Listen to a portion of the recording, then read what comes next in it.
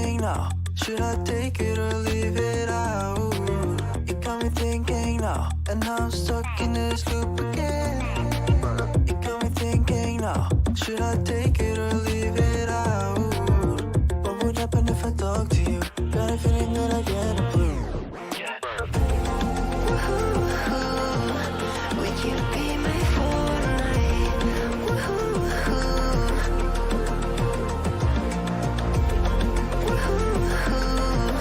Would you be my Fortnite?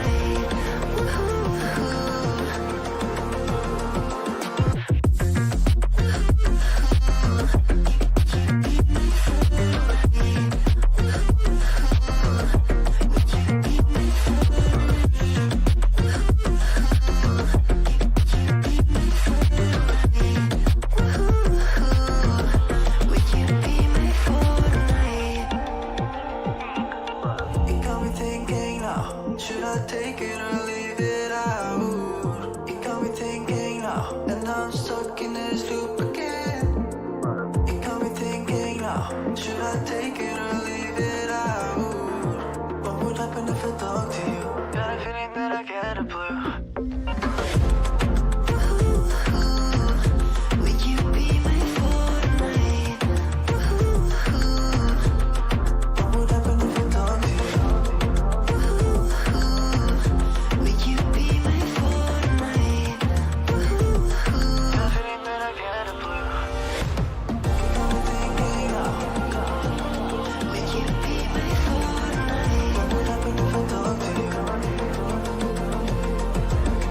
It got me thinking now, Would you be my Fortnite? what would happen if I talk to you?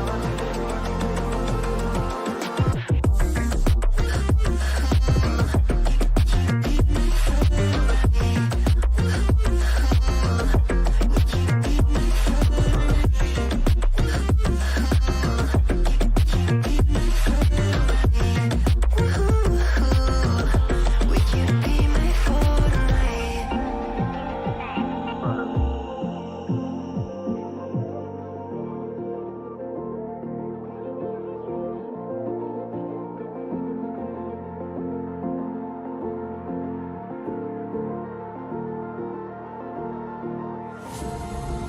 Darling, I've been tempted by the darkness, telling me that I should throw it all away.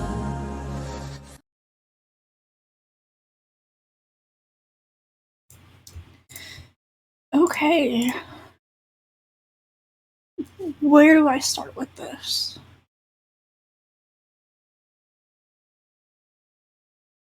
Firstly, FDC, because I know that they're probably going to find this because it's literally addressing them. You have permission to post the link to this video on the subreddit. Because I think it's really important. I've never seen a video like this before where people actually go through the reasons that systems are being fake claimed and like debunk it with evidence. So, trigger warning, obviously for fake claiming, and possibly for mentions of trauma.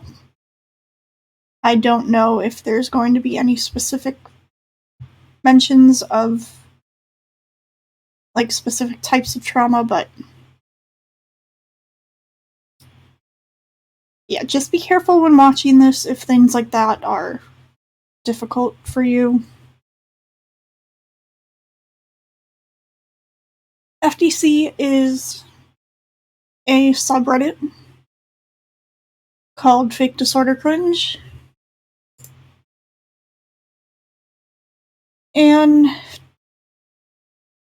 overall, the subreddit posts random people who they view as faking disorders. It says in the description to not post people with real disorders who have those disorders, but they don't follow that rule.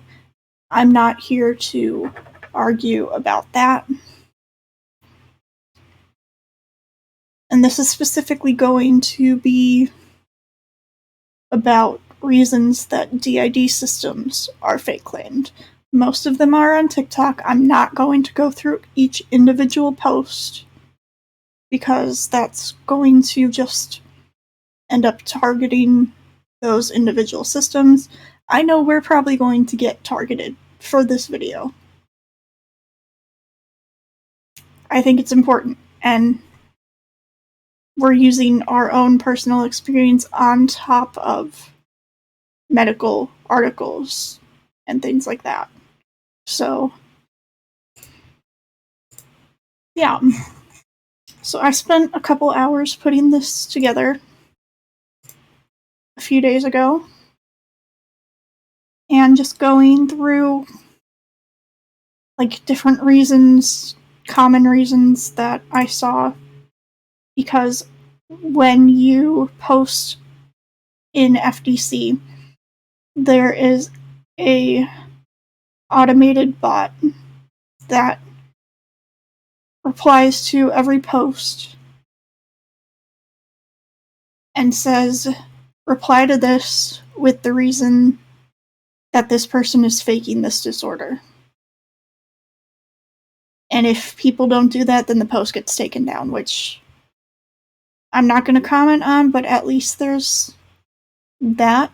So it makes it easier for me to go through and see exactly what people are saying as to why they think people are faking disorders.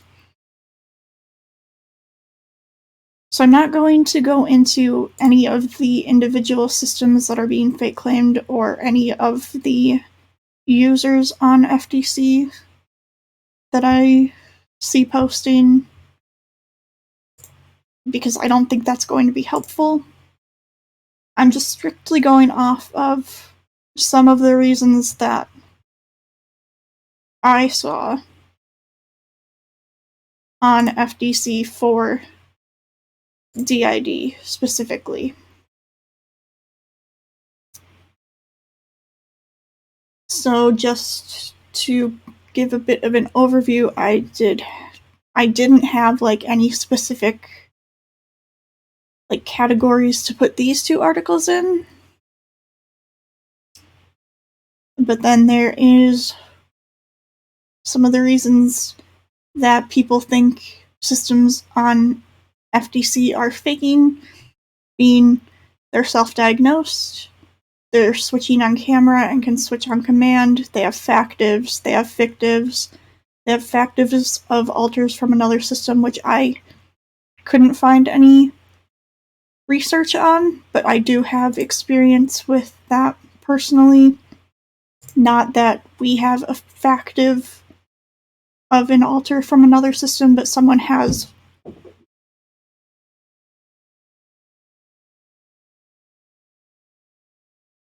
Someone has a factive of one of our alters. They're joking about trauma. They're having memories removed. I saw this reason, so I thought I would touch on it. They're wearing a mask, which is traumatic for everyone with PTSD/DID, because DID is the most extreme form of PTSD. Littles are making videos and know how to work a camera and use filters. Trauma holder, not in obvious distress, which I will touch on a bit because of personal experience and also just comparing it to some other things. They're a minor. They're too old. DID isn't this common. Alters not knowing who they are, which any that don't have any links under them, I'm going to be touching on probably not as heavily as the ones that I could find research for. Some alters don't want to go to therapy. Alters dress as themselves.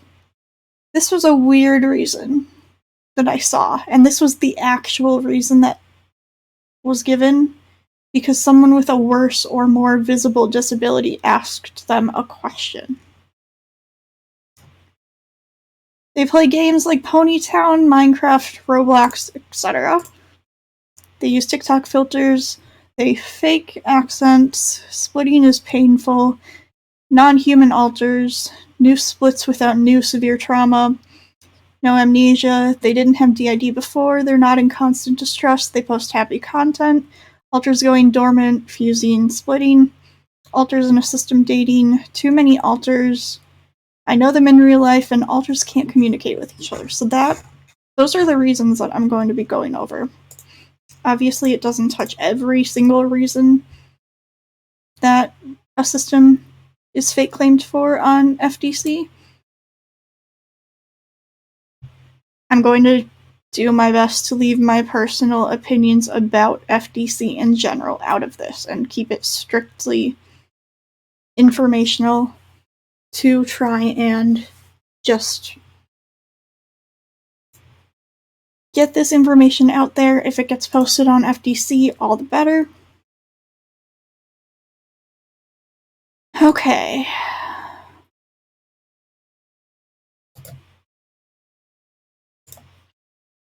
So let's start with self-diagnosed systems. So I have 9 different links for this.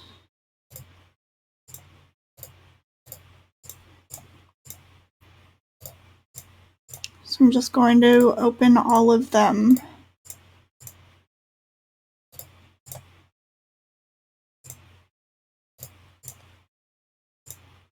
Here.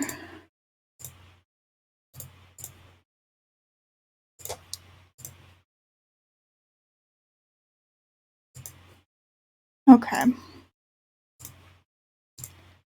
So let's go through this.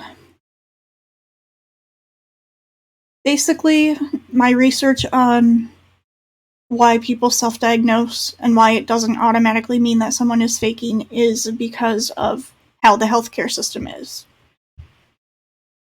So this one is basically just saying,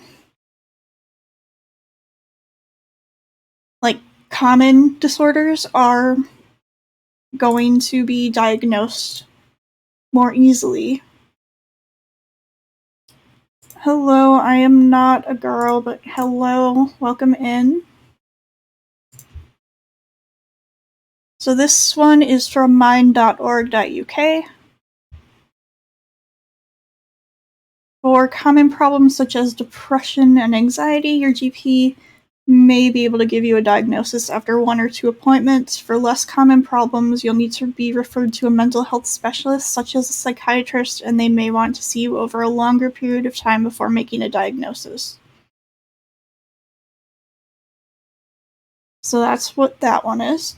No, you're good. I am going over reasons that FDC fake claims DID systems. So if that bothers anyone, if that's triggering, thanks. I like your chin too.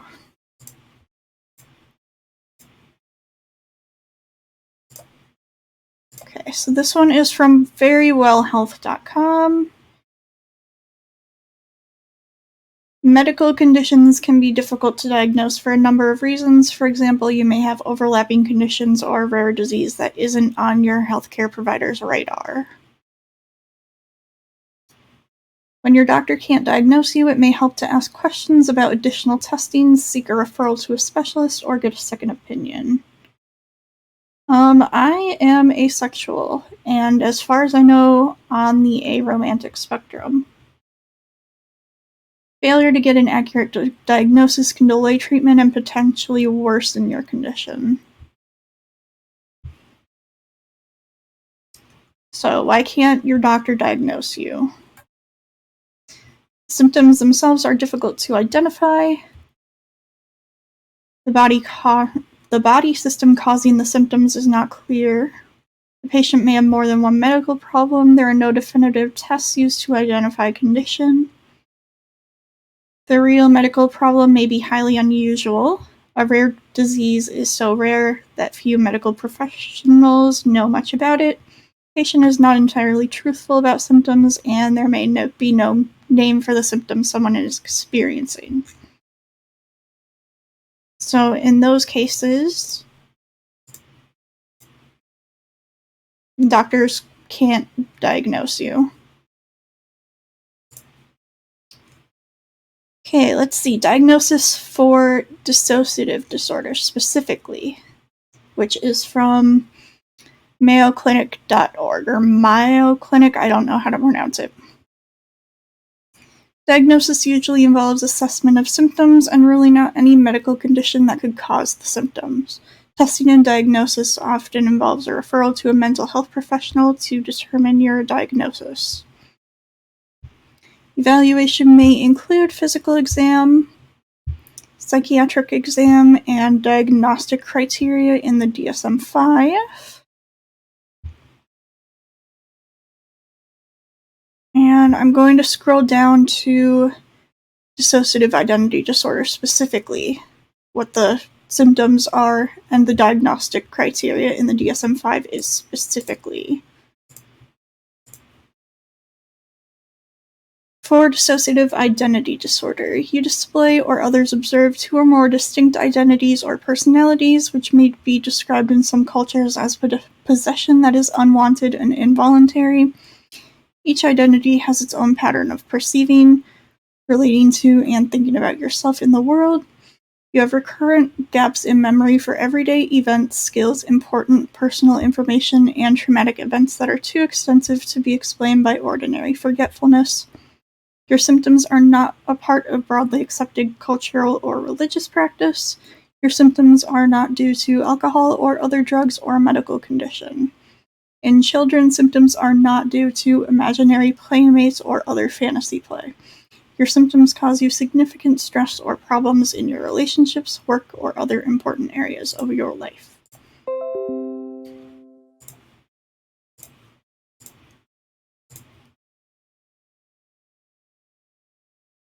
So that is what the diagnosis is. So treatment is psychotherapy. There's no medications to specifically treat dissociative disorders, but Hi, Prismatic. You're just in time. I just started. I haven't been through too much. So there's no medications to specifically treat dissociative disorders, but there are, like, co-current, I think is the right word for it, disorders that also come along with DID. So things like depression and anxiety, so those can be... Oh geez, please get some sleep when you're able to. Okay, let's see.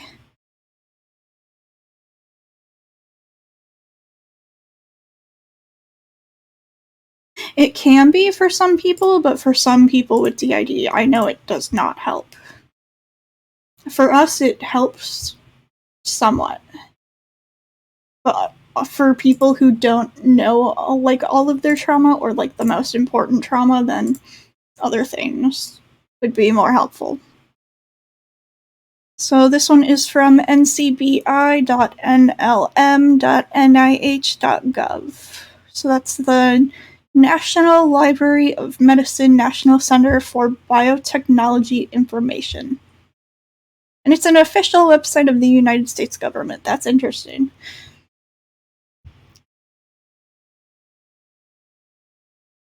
Yeah, that's true, but I know that CBT doesn't work for everyone because it can feel gaslighty.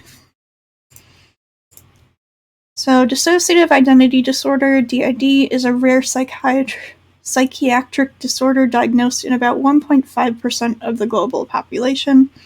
This disorder is often misdiagnosed and often requires multiple assessments for an accurate diagnosis. Patients often present with self-injurious behavior and unaliving attempts. So immediately it's just saying that it's in 1.5% of the population that have been diagnosed with it, and it's often misdiagnosed and requires multiple assessments. Okay. This one is from psychiatry.org. Yeah. So this one, can dissociative disorders go away without treatment? They can, but they usually do not. Typically, those with dissociative identity disorder experience symptoms for 6 years or more before being correctly diagnosed and treated.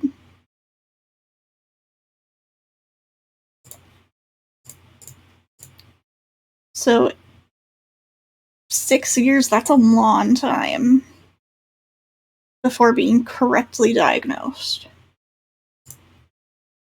Okay, this one is from therecoveryvillage.com. Hi, Soul. I do want to give a warning to anyone coming in. We are going over reasons that DID systems are fake claimed. So this is going to involve a lot of medical scientific research stuff. I put together a Google document with a whole bunch of links, so let's see. Some common dissociative identity disorder misdiagnosis cases include borderline personality disorder, schizophrenia, and bipolar disorder. It is unclear whether these misdiagnoses arise from actual misdiagnosis or whether these diagnoses are present in conjunction with dissociative identity disorder. Misdiagnosis can result in incorrect treatments, worsening of symptoms, or no improvement.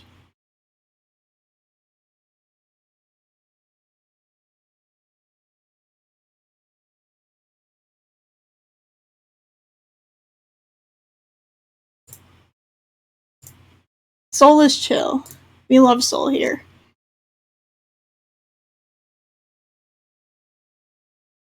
Yeah, it does say here that DID treatment concentrates on integrating altered personalities.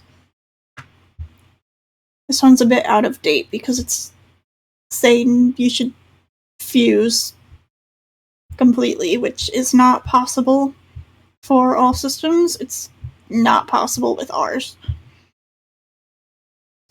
And DID recovery is a long-term, multi-stage, and consists mainly of talk therapy, hypnotherapy, and other psychotherapeutic treatment interventions.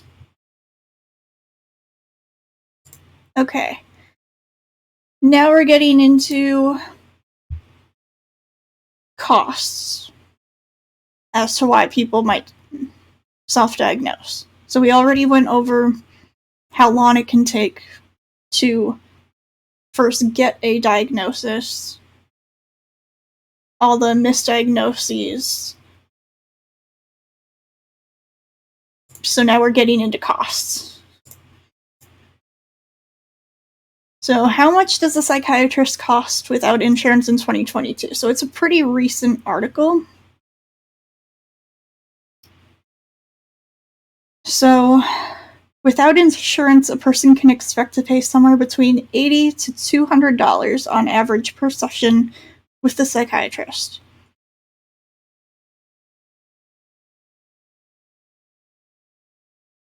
It's extremely difficult to get a diagnosis.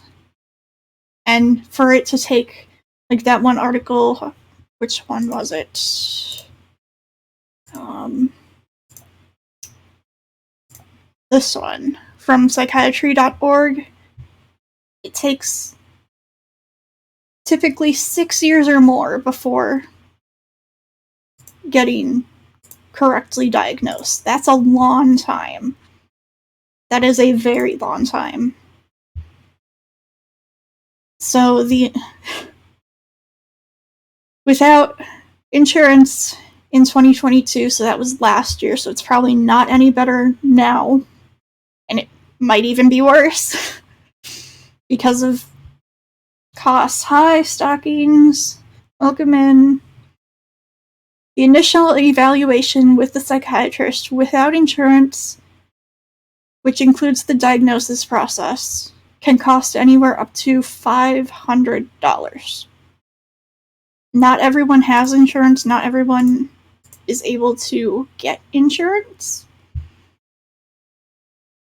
So cost is a big, big factor. And I know that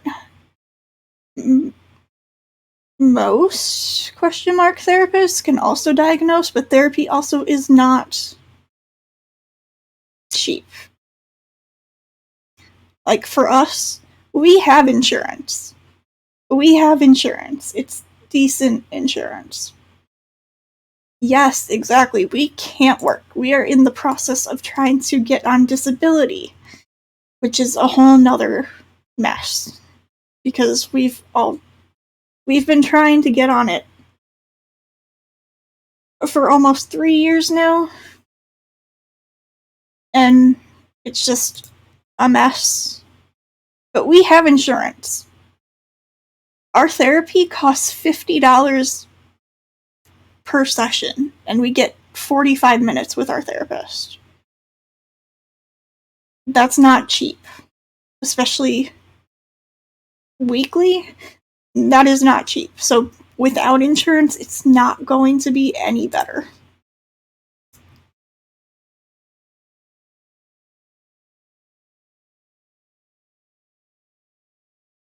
Exactly. We do live with our parents still because the cost of living is just atrocious, and we still can't really safely live by ourselves because of all our mental health issues. But luckily, our therapy is online. Like, it's over, like, Zoom. So, how much does therapy cost? Yes. I remember before we moved into the room that we are in now,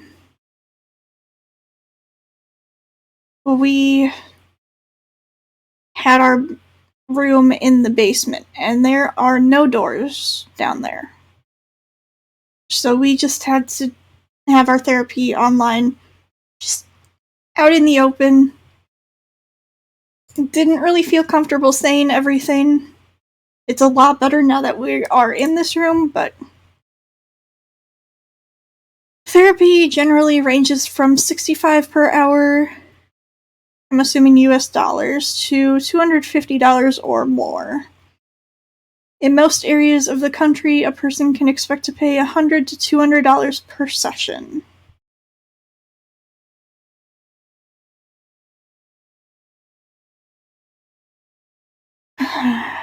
Yeah, for most people, insurance offers the best option for funding therapy.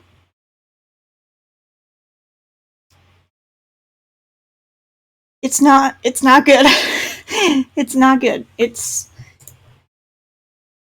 expensive. It's expensive. Not everyone has access to funds like that. Okay, let's see. I'm going to skip right down to how is dissociative identity disorder diagnosed. This is on webmd.com. Making the diagnosis of dissociative identity disorder takes time. It's estimated that individuals with dissociative disorders have spent 7 years in the mental health system prior to accurate diagnosis. This is common because the list of symptoms that cause a person with a dissociative disorder to seek treatment is very similar to those of many other psychiatric diagnoses. In fact, many people who have dissociative disorders also have coexisting diagnoses of borderline or other personality disorders, depression, and anxiety. Yes, exactly. And a lot of people who have things like dissociative disorders don't remember their trauma at first. I remember when we were first going through like the mental health system, I think the first time was like in 6th or 7th grade that we went into therapy and stuff for the first time. Every time they asked if we had any trauma, automatically said no because couldn't remember it until other things happened later on, like years and years later, that caused our system to like kind of, I don't want to say reveal itself, but like it's,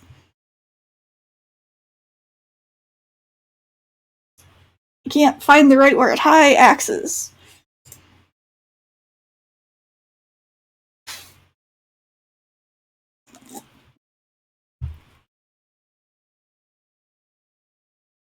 I mean, hey.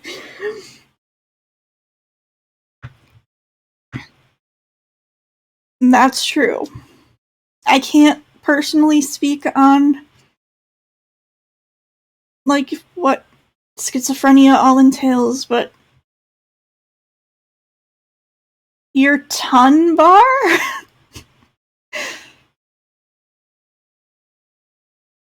I'm sorry, Axes, this might not be the best stream for you if you're not in like a decent state, just because this can go, oh, this might be like going over trauma stuff and fake claiming, obviously, and I love you too, Axes. We support you, and if you need anything, you can always message us on Discord, even though we might not be able to reply right away.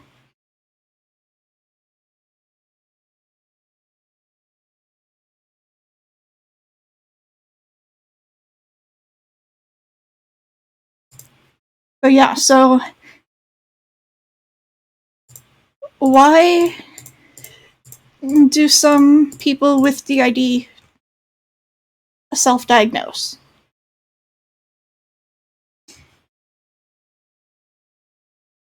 Nine different resources.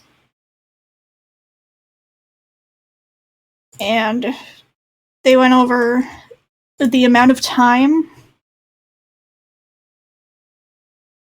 that most people with dissociative disorders have to be in the mental health system by Axis, do self-care,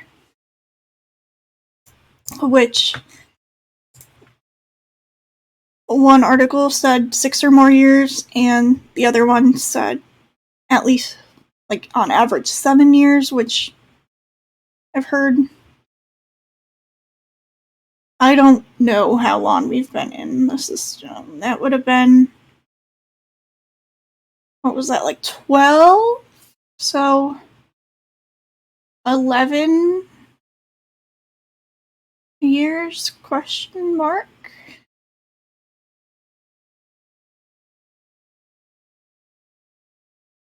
That is valid. And you're not even in the USA. So it's not...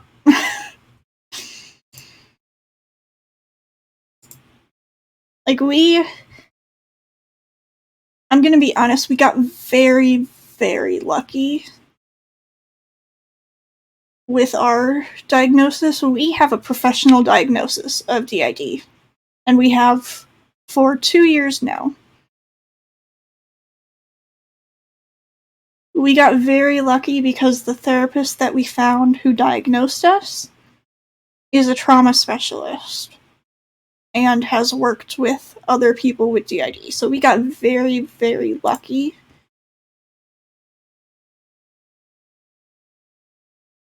And we were also...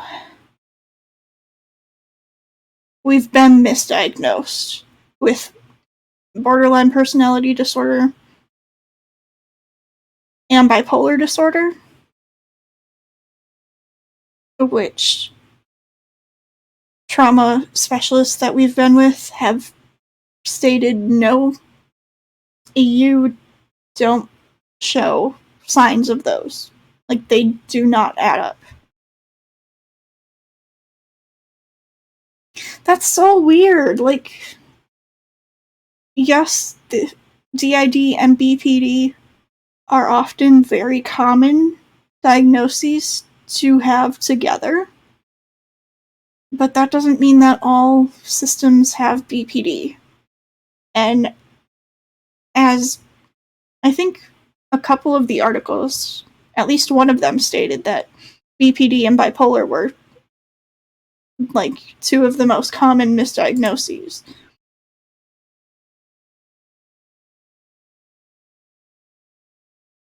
But that just sounds like stuff that DID has too. That wouldn't automatically mean that you have BPD. So weird. Okay.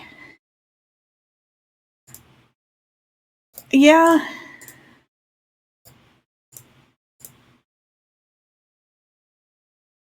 Yeah. Which we're going to get into, I think. Yeah, DID isn't this common, it's on the list. So next reason that FDC fake claims systems is because they switch on camera and they can switch on command. So this one is from verywellhealth.com. Exactly. So it does say up here, DID is a rare condition affecting about 2% of people worldwide. And when I export this to YouTube, I will make the Google Doc public, and I will link it in the description so that other people can look at these for themselves.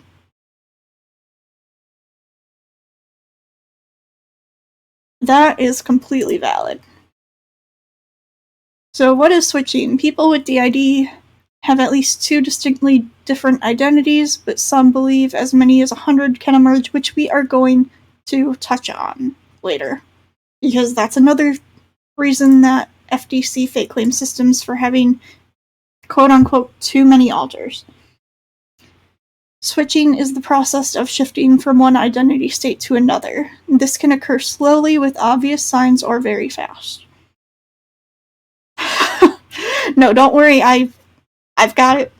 I have so many links ready. I've got it all. According to some research, switches can be consensual, forced, or triggered. A consensual switch might be planned ahead of time. For example, an alter who is educated might plan to take over during a scheduled exam at school. Forced switches are agreed upon by some of the alters, but not all of them. A stronger alter might be pushing out in front of a weaker alter in a particular situation. Literally. Triggered switches are not intentional, rather they occur when a situation forces a particular alter to come forward. There are a variety of triggers that can lead to switching. And they have a list of outward signs of switching, which I am going to read, because FDC also has fake claim systems for having 2 obvious switches. So, a variety of physical signs can indicate that a person with DID. And no worries, you are not at all obligated to, talk in chat. Yeah, it's r/fakedisordercringe. It's a subreddit that posts people who they think is faking a disorder. We've been posted on there before. We have friends who have been posted on there before. I said right at the start of this video.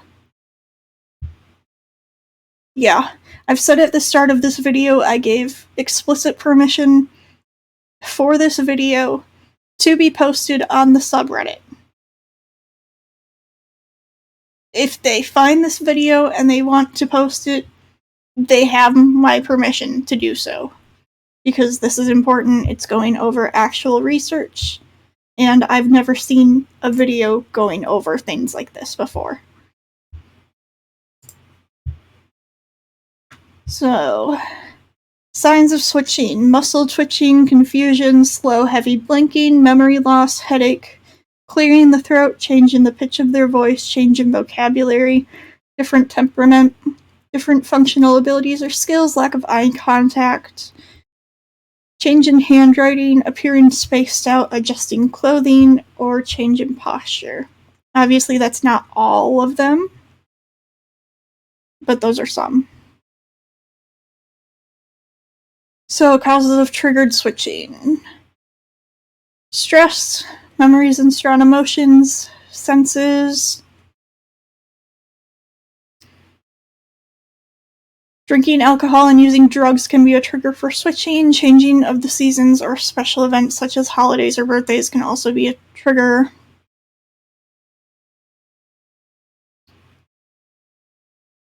Yeah. Inward signs of switching: a person might not always be aware that they are switching between alters, but in many cases there are some inward signs. These can include time-lapse, memory loss, forgetting how to perform a skill, auditory or visual disturbances. Not hallucinations. Disturbances are things like maybe your vision gets a bit blurry, maybe like your hearing goes fuzzy.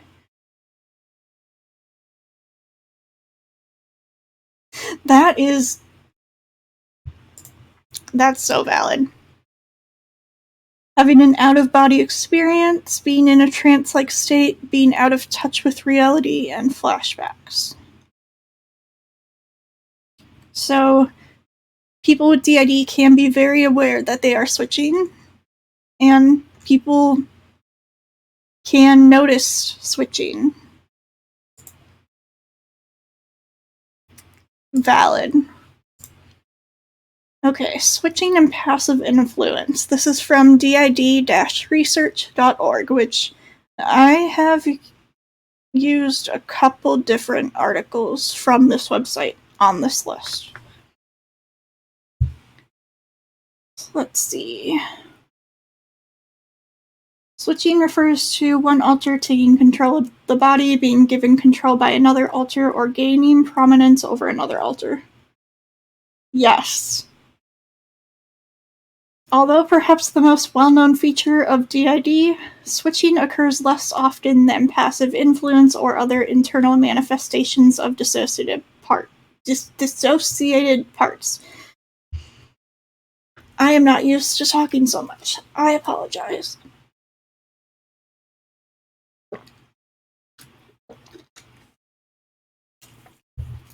Also, for anyone in stream or watching later, switching occurs less often than passive influence. So, like, passive influence is more common than, like, a full switch.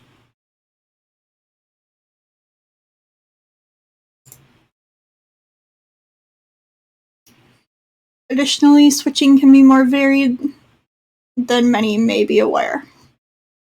Switches can be consensual, forced, or triggered. If two alters choose to switch with one another, they usually have some degree of co-consciousness with each other and could both choose to remain at front or actively aware of the outside world after the switch. However, even with consensual switches, the alter who takes a step back, so to speak, may then retreat inside for whatever reason. A subtype of consensual switches are planned switches that were agreed upon ahead of time. Oh yeah, we have more switches between alters being co-con. So, like, say me and, like, Erez are co-conscious. And, like, one of us is more in front than the other, we will have more switches back and forth than, like, full on.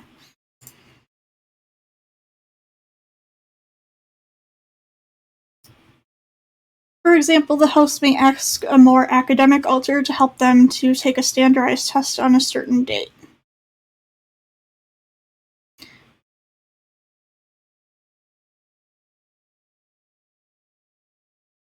I mean, all of these literally, all of them agree that alters can communicate with each other. And I've seen FDC say that someone is faking having DID because the alters are aware of each other, which I'm going to debunk right now and say, even without an article, I'm going to say this. If alters were not aware of each other, how would that DID be treated? How would that system get treatment? How would they get treatment if they weren't not aware of each other? How would they get a diagnosis if they weren't aware of each other? They might not always be aware of each other. They probably won't be aware of each other for a while. But systems...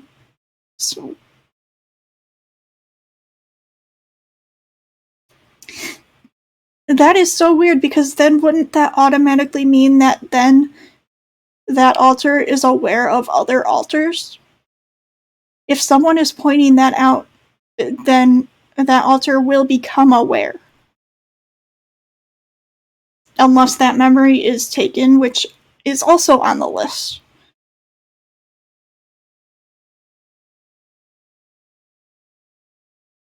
That's true, but if like a family member or friend points it out, and that memory is not taken, then, like, say, like, you point out to me, oh yeah, there's like another person in your body, or like another alter,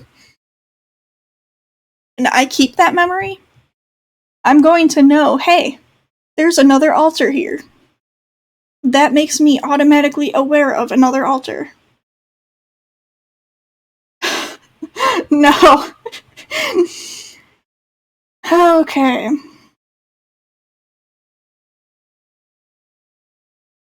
gonna skip a little bit. It should be kept in mind that some systems use the term trigger to refer to both positive and negative stimuli that can catch an alter's attention. For example, ducks at the pond could be a trigger for a 7-year-old alter to push their way to front.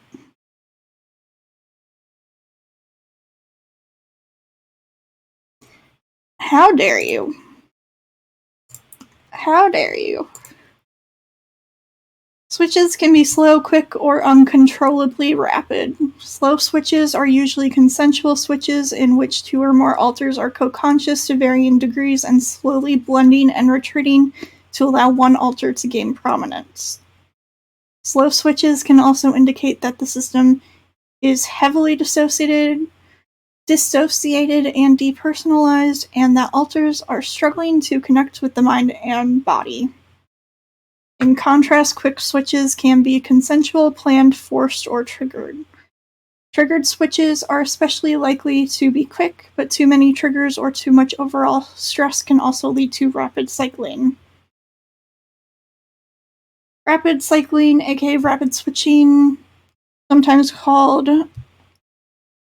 Rolodexing or carousel switching, I've never heard those two terms used, is when multiple alters are shoved to front in quick succession.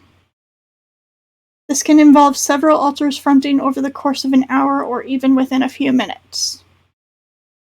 It can be highly disorienting for those involved and can interfere with memory formation, concentration, and remaining covert. That is, not appearing visibly mentally ill to others.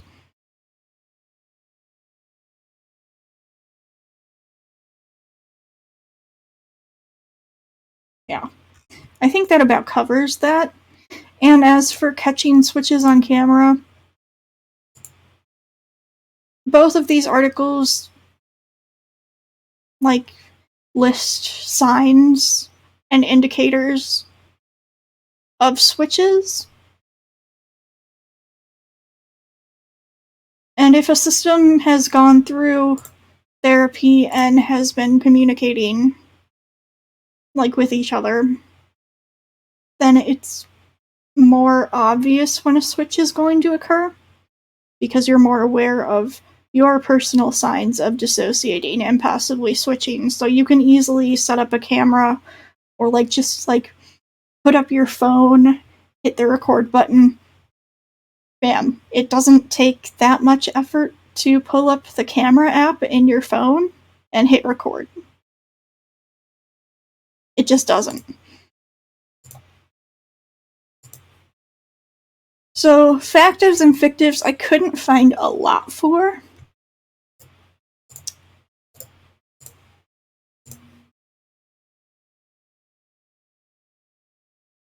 Okay, so this one goes over introjects in general.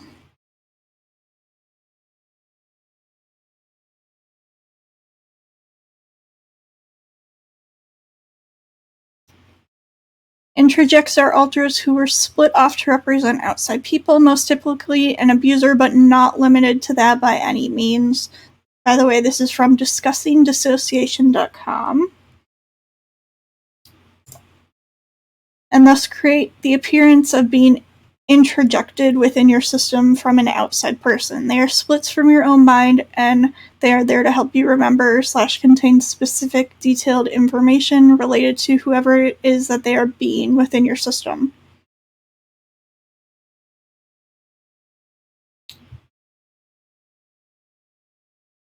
Let's see. Introjects typically truly believe they are separate people, but they are, in fact, part of the DID system. For example, an abusive father introject is an alter that looks, sounds, feels, acts exactly like your father, not in all cases. In fact, from the perspectives of the inside world, it is hard to tell the difference between the inside father and the outside father.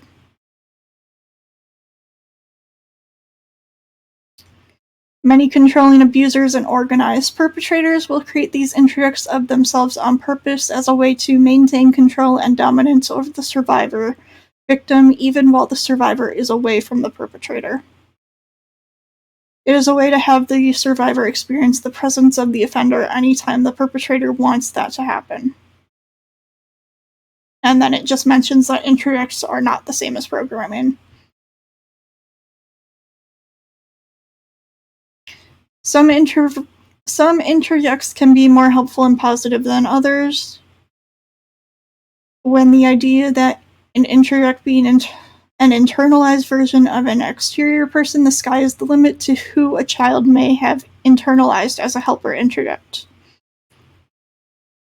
For example, if children with DID watch a lot of Star Trek, and Star Trek becomes their favorite TV show and their favorite fantasy away from home, then the children may learn to imagine that Star Trek characters come to their rescue during moments of severe abuse. The children may split off internalized versions of the Star Trek characters, creating Star Trek introjects as their way of getting help and imagining safety.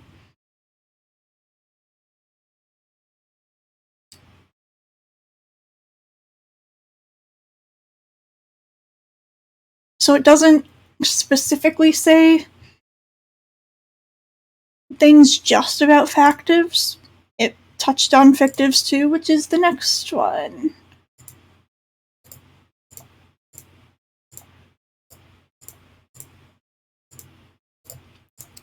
Which I found 3 things for. Anyone watching or in stream or watching in the future, please remember to drink water through this and take breaks if you need to. I know this is heavy stuff, and it's a lot of informational stuff.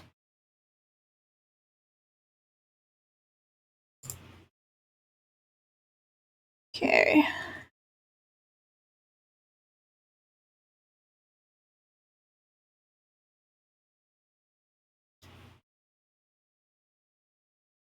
Fictive alters in DID form to serve a purpose. While that purpose is not always known, it is possible that the DID system needed the qualities of that fictional character and internalized them to form the fictional introject in response to a trauma. Fictives can also form to disrupt the system. While fictives often form in childhood, people with DID can form new alters at any time, especially in response to recent trauma.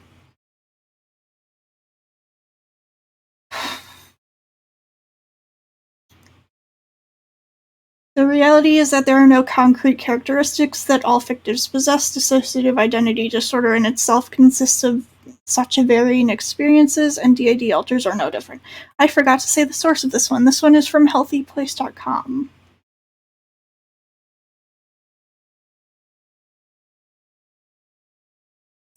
Yep. Yep. Yep. Yep. Which I think some of the articles that I found actually touch on that. I think that's one. Let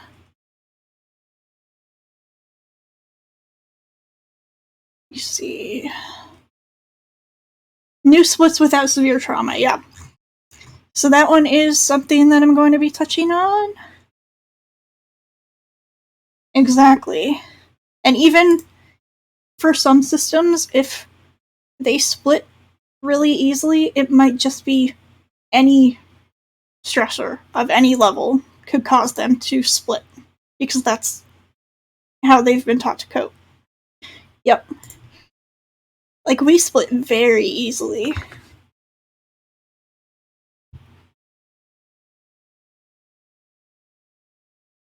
I mean, it's not... I wouldn't say it's bad, because it helps us survive, but... yeah.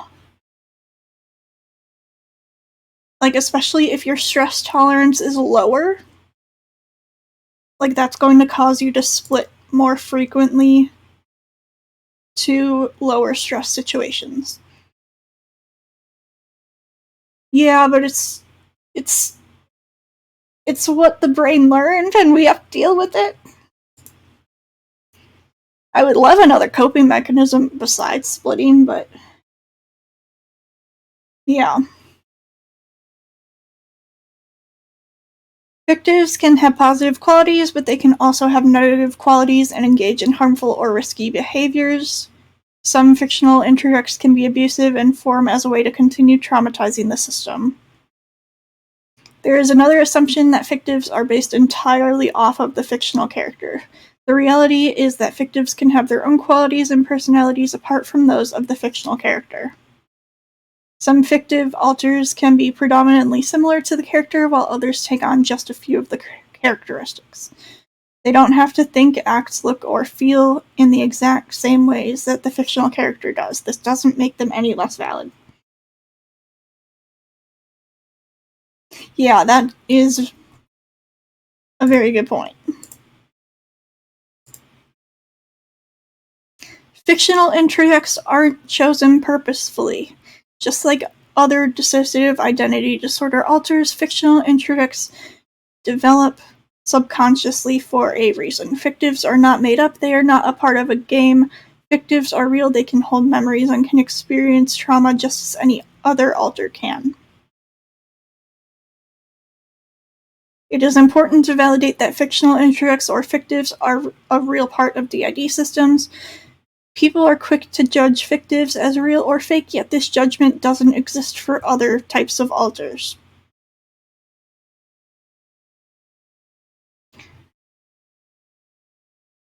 Oh, and it even has a reference at the bottom from a 2018 article. Or maybe that is just this. I don't know. Okay, alters in dissociative identity disorder, OSDD, and partial DID. Has a little multiplicity of me cameo. Okay. Let's see.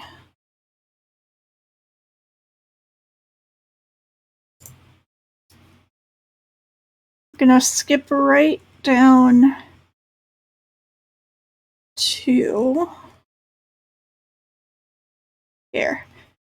So famous people, introjects, and then fictives.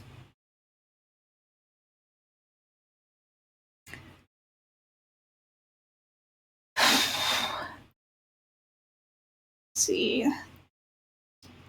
Examples in military/political abusive groups include child alters who believe they are Hitler, famous doctors, generals, or other military leaders.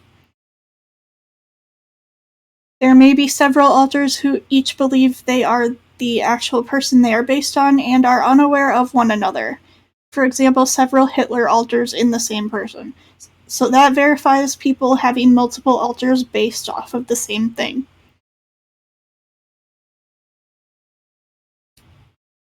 Okay.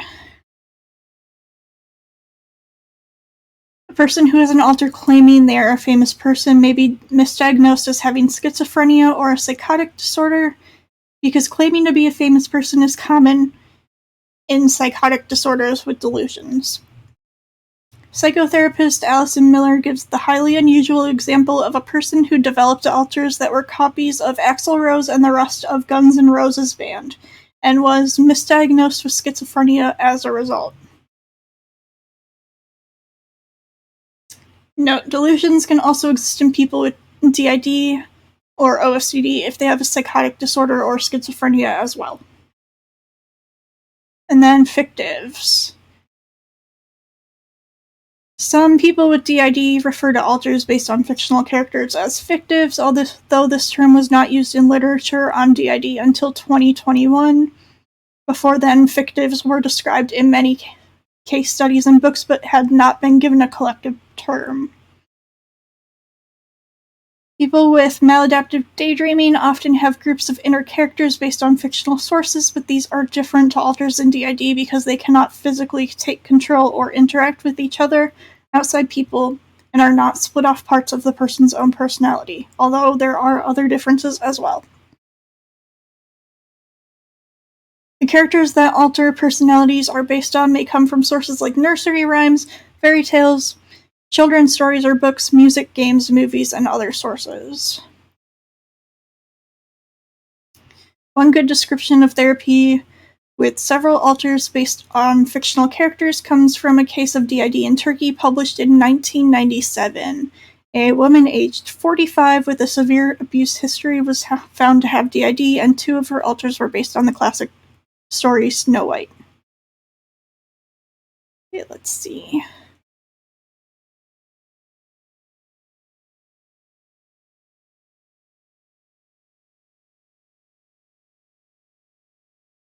And that covers that one for that specific thing that I'm going over. Then this one is from h-o-m-e.org. The other one was from traumadissociation.com.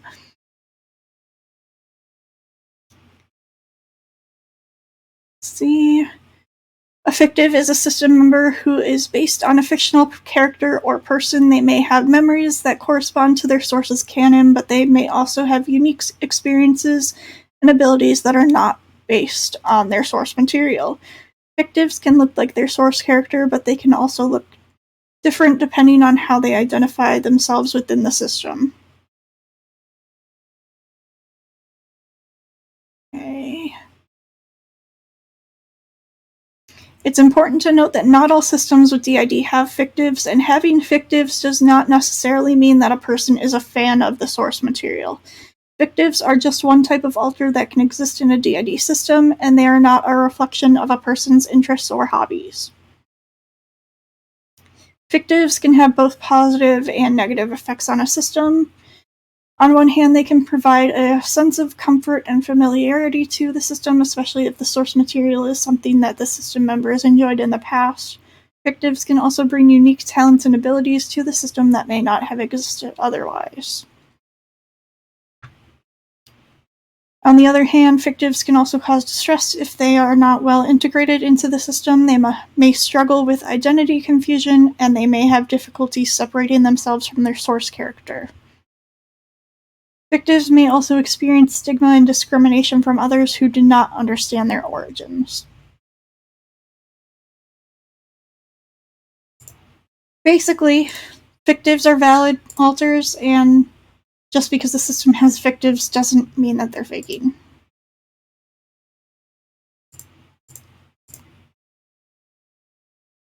Okay, this next one I don't have any research for. I looked at it, but it doesn't seem to be something that people talk about much. And that is a system having factives of alters from another system.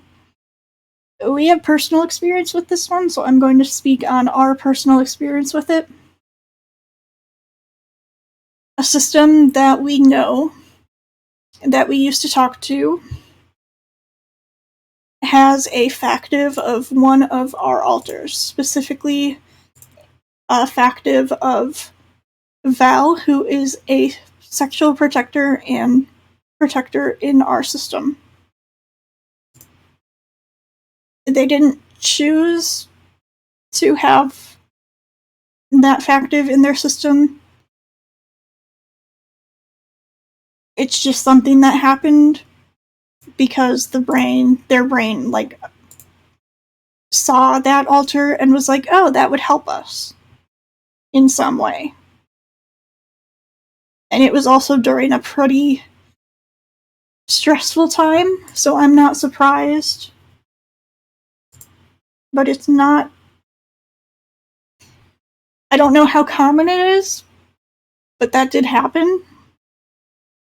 We don't have any factives of alters from other systems, but at least one system has a factive of one of our alters.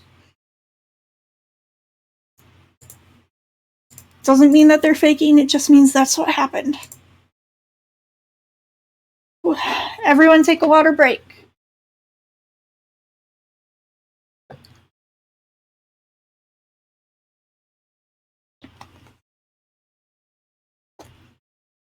How's everyone doing? You all doing self-care?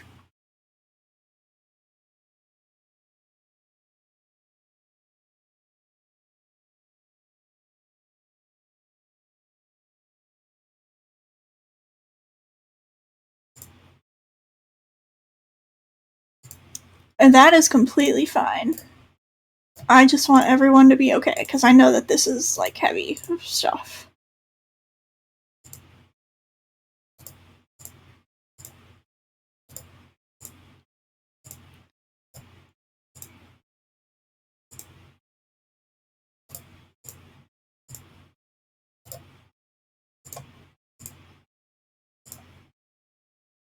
Okay. Next reason, they are joking about trauma. That was a reason that I saw a few times on FDC. So this one is from psychcentral.com.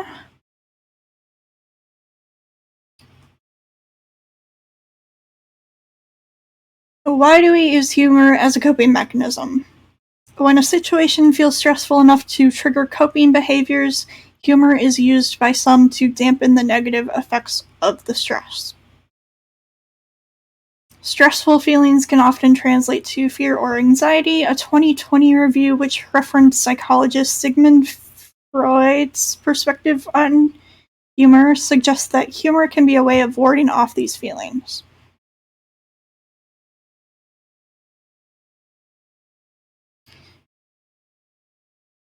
So that one's just saying that, yes, it's a coping mechanism.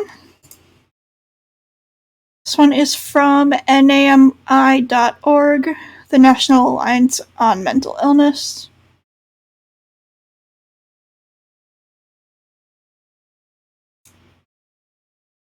I'm just skimming this.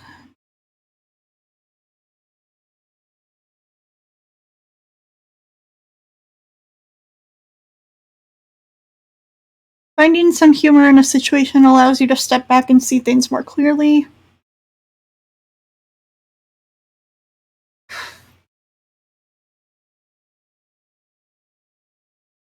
Or when I was in a psych unit and I would watch movies with other patients, laughing hard at the best lines and funniest scenes, locked in that place with no control over what happened next, we could laugh, which meant we had some control after all.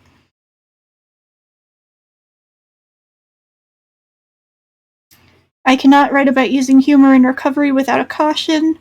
Humor can help in many ways, but it can also do harm.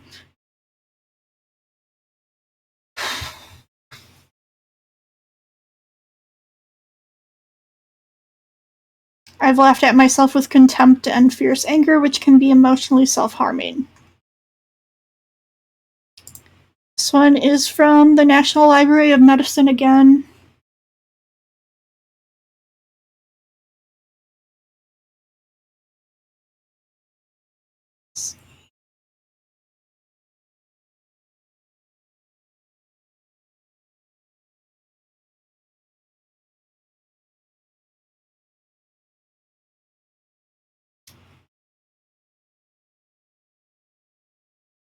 As early as the 1300s, Henry de Mondeville, professor of surgery, propagated therapy with humor to patients after surgery by having someone tell him jokes.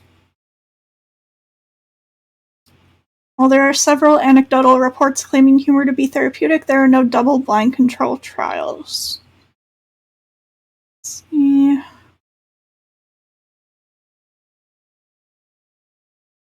Even if laughter produces no specific biochemical changes, according to Norma and Cousins, it accomplishes one very essential purpose. It tends to block deep feelings of apprehension and even panic that all too frequently accompany serious illness.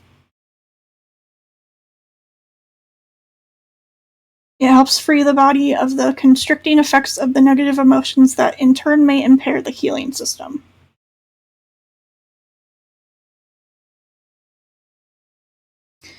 Kahn identified 5 primary functions that humor serves for individuals and groups. First one, coping. By using humor as a coping mechanism, people are able to bear the burden of suffering or misfortune. This is done by recognizing the incongruity of believing that one is the only person suffering, thus increasing one's sense of shared humanity.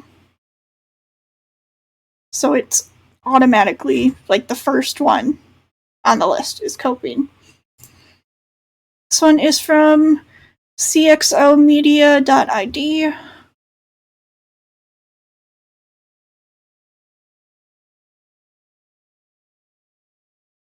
However, it's quite common for people to make jokes out of their traumatic experiences. This kind of humor is often known as dark humor.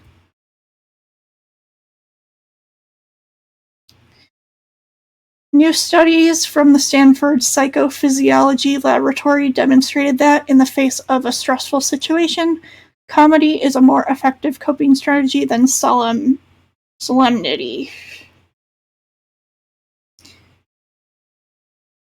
These findings support the idea that humor employs psychological effects through a change of perspective. While positive humor gives a real reappraisal, negative humor works by distancing the subject from the upsetting picture without creating a new mental scenario instead. A study from 2015 also examined the relationship between humor and psychological trauma, and the researchers found that using humor is associated with fewer trauma symptoms. Okay, this one is a paper from jbnezl.people.wm.edu. Okay.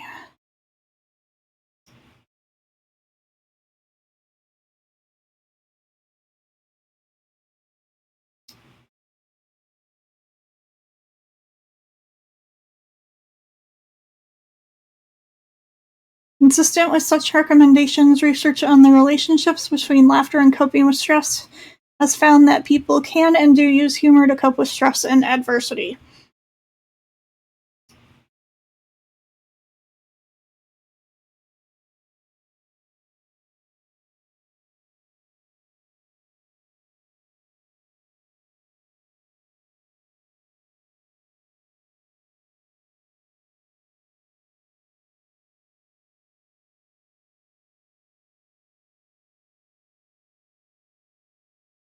And then it's just describing a study where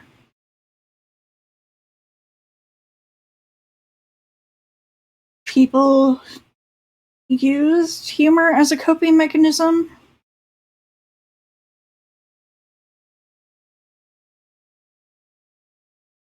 and the people who did use it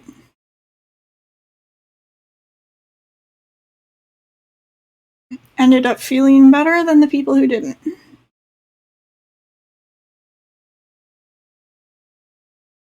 For the most part. Okay, this one is from brycs.org. Let's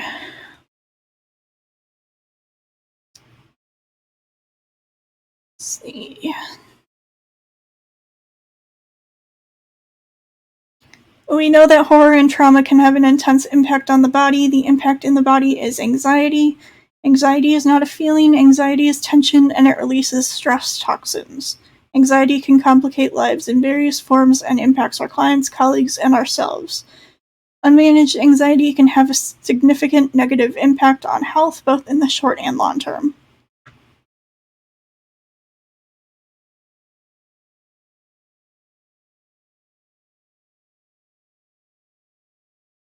With this momentary release and decrease in tension, it can be safer to go deeper or just take a deep break from the impact of the trauma on your bodies.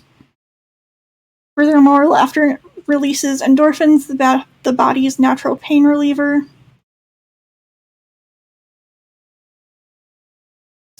Then this one is another paper, pdxscholar.library.pdx.edu.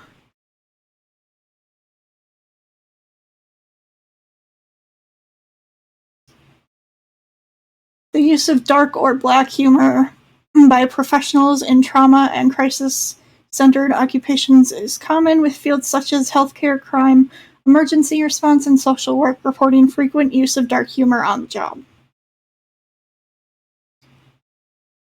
Findings suggest that dark humor acts as a coping mechanism.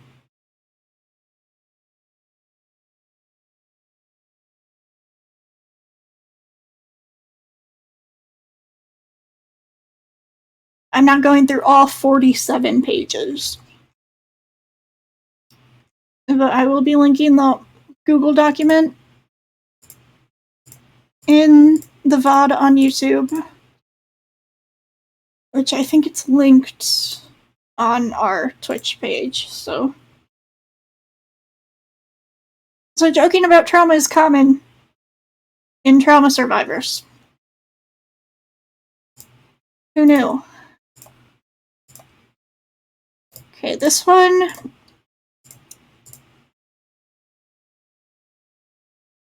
was a reason that I saw a couple times.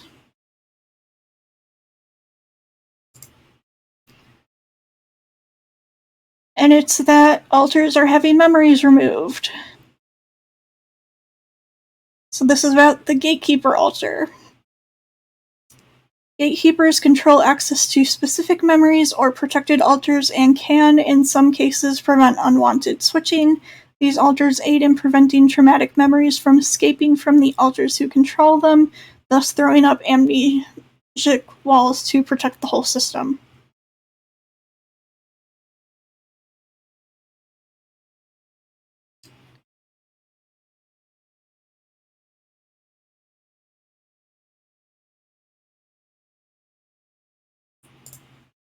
That was from learnaboutdid.com. This one is from did-research.org.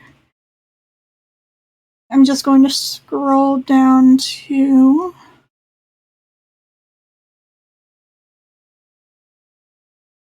So this one goes over memory holders and gatekeepers. So memory holders are altars that hold memories that are usually traumatic in nature so that other altars do not have to be confronted by the memories.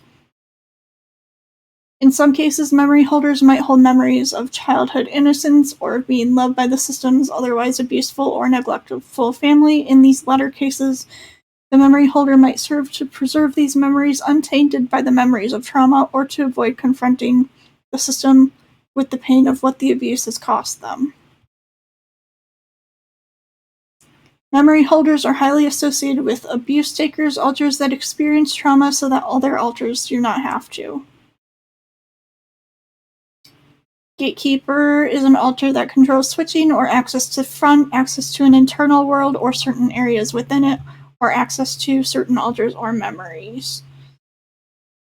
The existence of a gatekeeper is highly stabilizing for a system because gatekeepers can, to some extent, prevent unwanted switching, failure to switch when necessary, or failure to switch to the correct altar. They can help to prevent traumatic memories from bleeding from the altars who hold them to altars who could not yet handle them. Gatekeepers might police the boundaries between subsystems because gatekeepers have control over which altars have access to front. They themselves are often or always near front and so witness everything that happens to the system.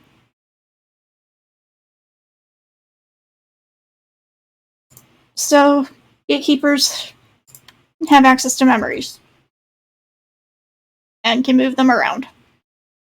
I'm going to skip over this one because it's a very niche reason.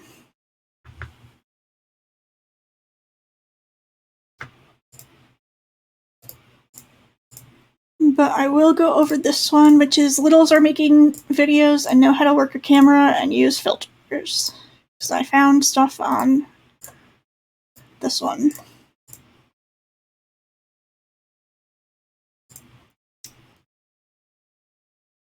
Okay.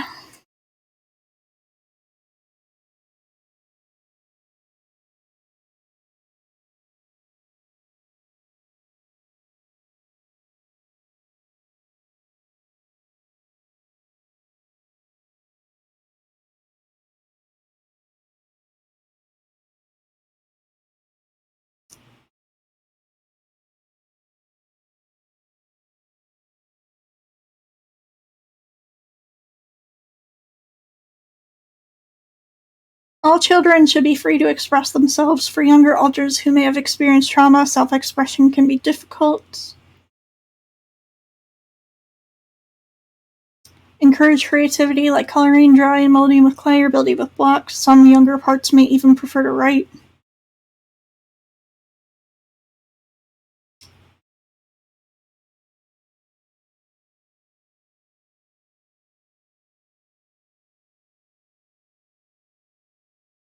And it is important to remember that most child alters think, behave, and feel in similar ways as regular children. Most, not all. That was from healthyplace.com. This one is from did-research.org again.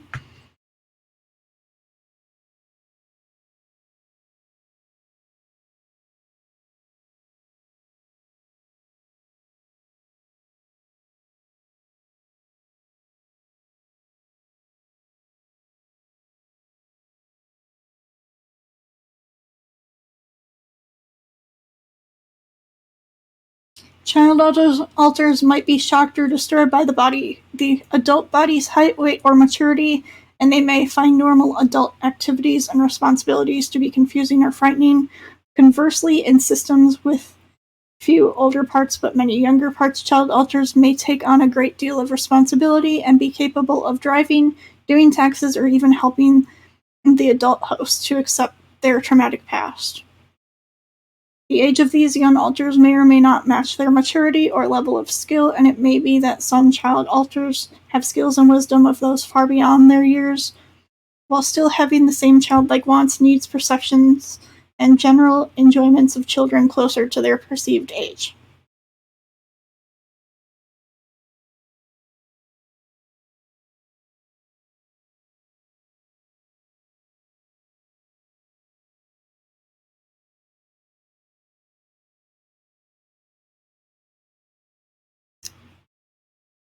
Okay, and then this one is from discussingdissociation.com.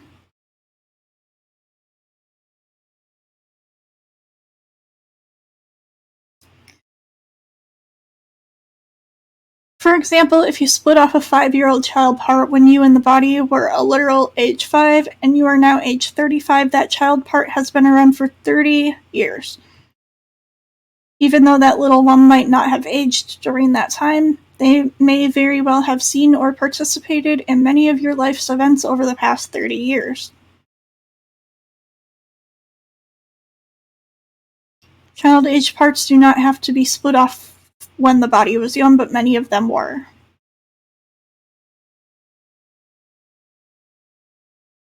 Let's see.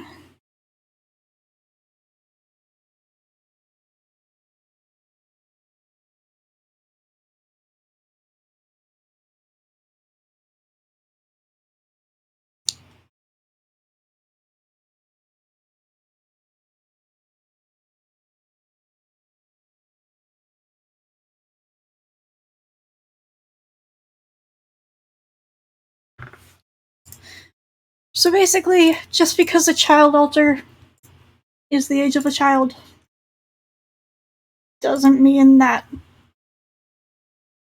they don't have knowledge and skill. And they can work a camera sometimes.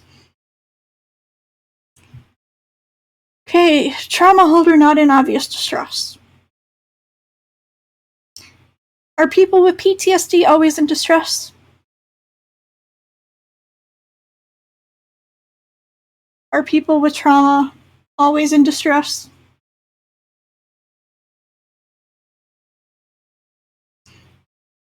If you answered yes, then I think that you need to meet more people with PTSD and trauma. Yeah, literally. So trauma holders, just because they have trauma, doesn't mean that they are always in distress. A lot of the times they are, because they have to hold that trauma. But people with PTSD have to hold that trauma, and they're not always in distress. Yeah. So just because a trauma holder is not in obvious distress, one, they could be masking, because it's not always obvious when someone is in distress. Like, someone with depression might not always be, like, crying.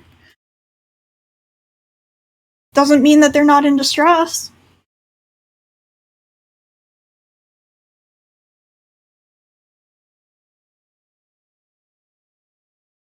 And if you don't expect someone with PTSD to always be in distress, then don't expect someone like a trauma holder in a DID system to always be in constant, obvious distress. That would not be helpful to the system or to that alter. And that would probably cause more problems.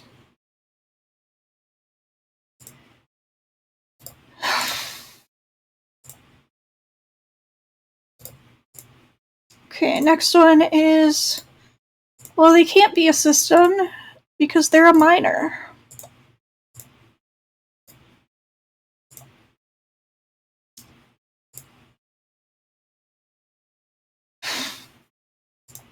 So this one is from beautyafterbruises.org, DID myths and misconceptions.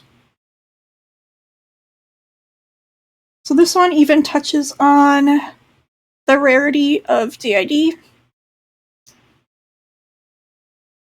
Myth DID is very rare, not even close. Its yearly prevalence rate, about 1.5%, is actually more common than young women with bulimia, and even on par with well-known conditions like OCD. While it is very hard to gather statistics on a community of trauma survivors built on secrecy, who can be afraid to receive such a stigmatizing diagnosis, have had therapists untrained to recognize their condition, are riddled with amnesia, leading many to be aware anything is even wrong, and whose self-preservation often includes intense denial of trauma, it's still inarguable that DID is anything but rare. Okay. Let's see. If you have DID, you can't know you have it. You don't know about your alters or what happened to you. This one is something that I see on FDC a lot. While it is a common trait for host parts of a DID system to initially have no awareness of their trauma or the inside chatterings of their mind, self-awareness is possible at any age. Once starting therapy, receiving a diagnosis, or becoming familiar with the condition, the entire path to healing relies on gaining access to all of that information, as well as establishing communication with parts inside. But even without therapy, some can be aware of a few traumatic experiences, be able to recognize the signs of switching, or learn about themselves through old journal entries, photos, their wardrobe, reading old letters they don't recall writing, and more.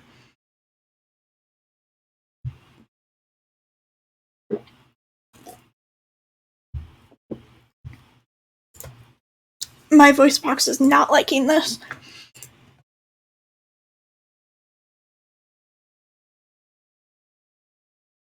See.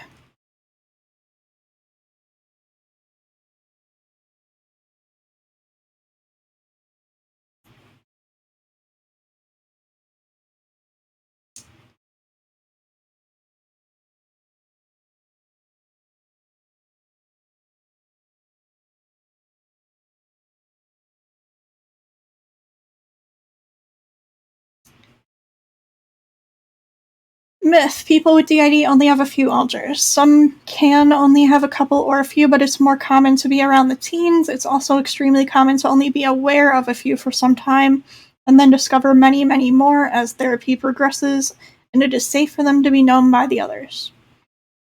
Systems in the 30s and 40s are not uncommon either. For those with backgrounds of human trafficking, organized violence, ritual abuse, or mind control, it's well observed for systems to be well into the hundreds or even impossible to count. There is also no direct correlation to system size and severity of trauma.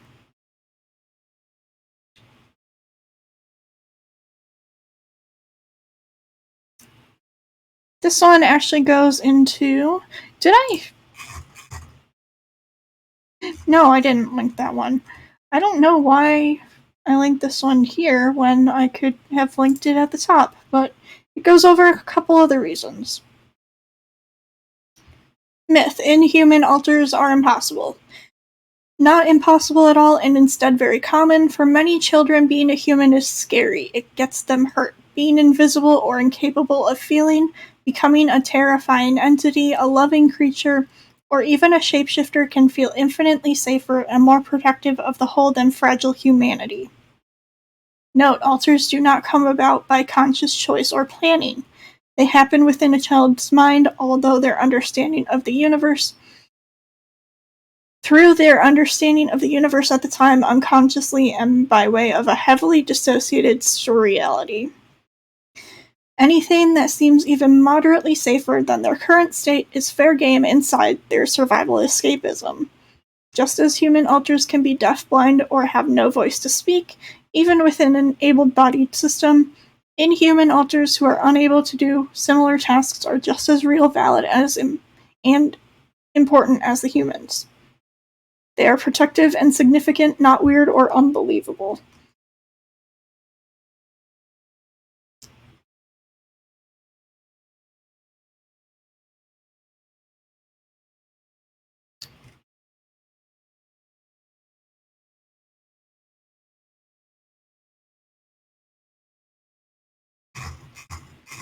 Okay, so that goes over a few different reasons. This one is from psychologytoday.com.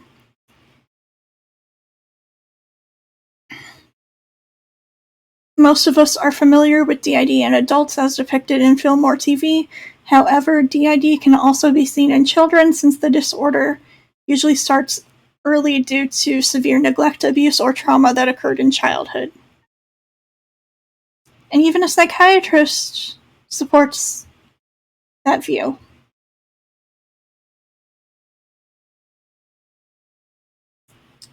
This one is from my.clevelandclinic.org. Symptoms of DID often show up in childhood between the ages of 5 and 10, but parents, teachers, or healthcare providers may miss the signs. DID may be confused with other behavioral or learning problems common in children, such as ADHD. For this reason, DID usually isn't diagnosed until adulthood. This one is from ncbi.nlm.nih.gov. A retrospective review of that patient's history typically will reveal onset of dissociative symptoms at ages 5 to 10, with emergence of alters at about the age of 6. And then this one is from did-research.org.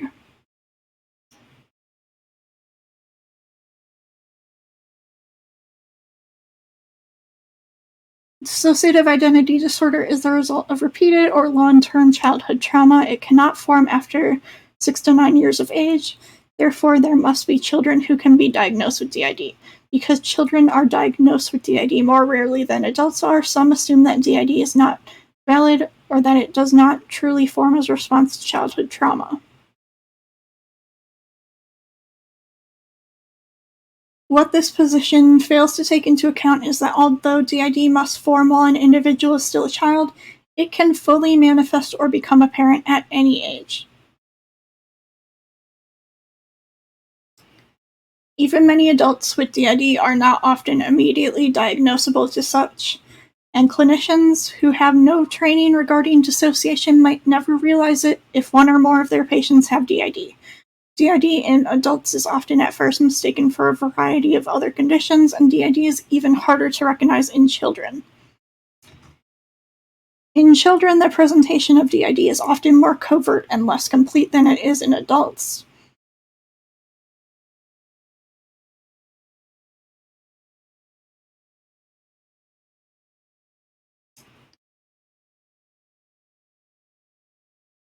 Despite all this, DID is sometimes diagnosed in children, even young children who show especially noticeable symptoms of this disorder who blatantly switch.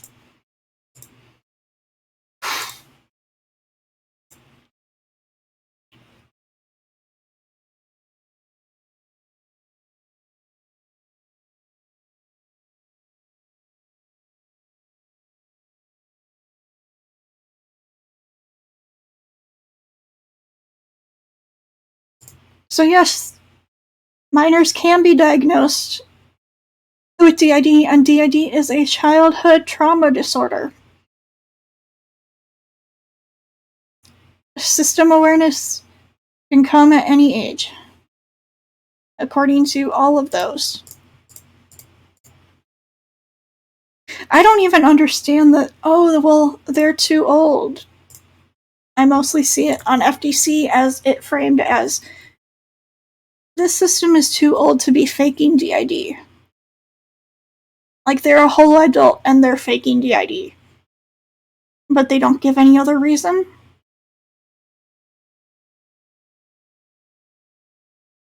So they fake claim if a system is too young, and then they fake claim if a system is too old, and I don't understand that.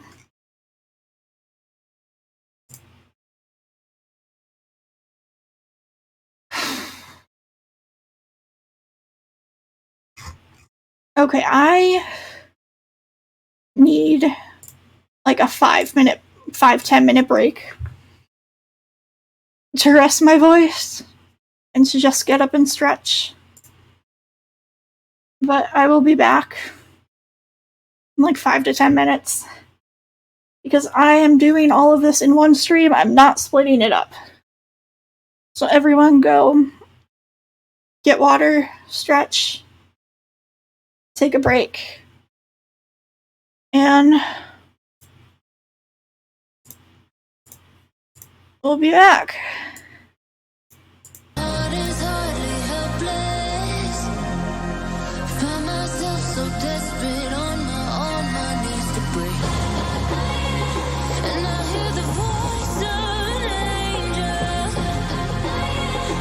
Telling me now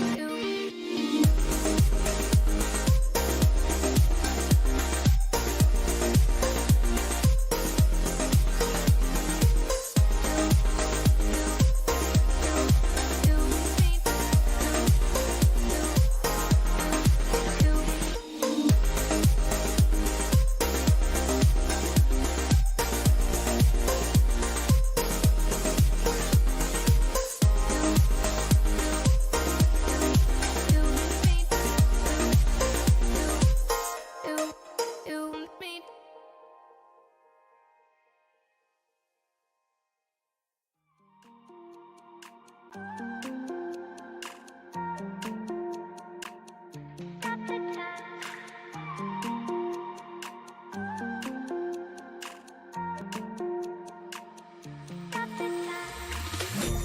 the time, 'cause I wanna freeze this moment. Make it mine, hold you close. Now my heart's wide open. When I'm with you, suddenly I feel no pain.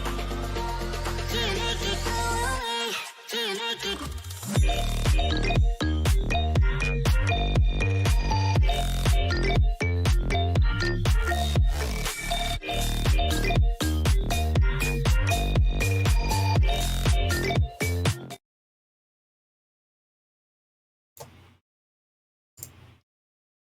Okay, we're back. We tried to get lemon tea, but we don't have lemon tea, so we got hibiscus. I hope everyone took a break and got water.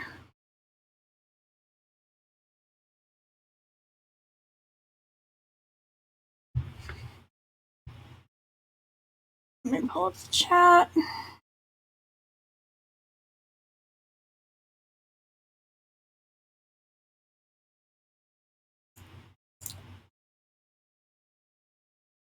Okay. So we're continuing with DID isn't as common. So there's no way that all of these people can have it. So this one is from the National Library of Medicine again.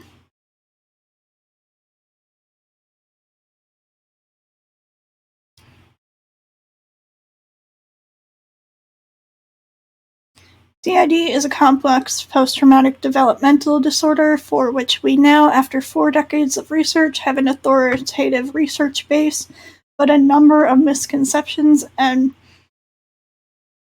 myths about the disorder remain, compromising both patient care and research. So I'm going to scroll down to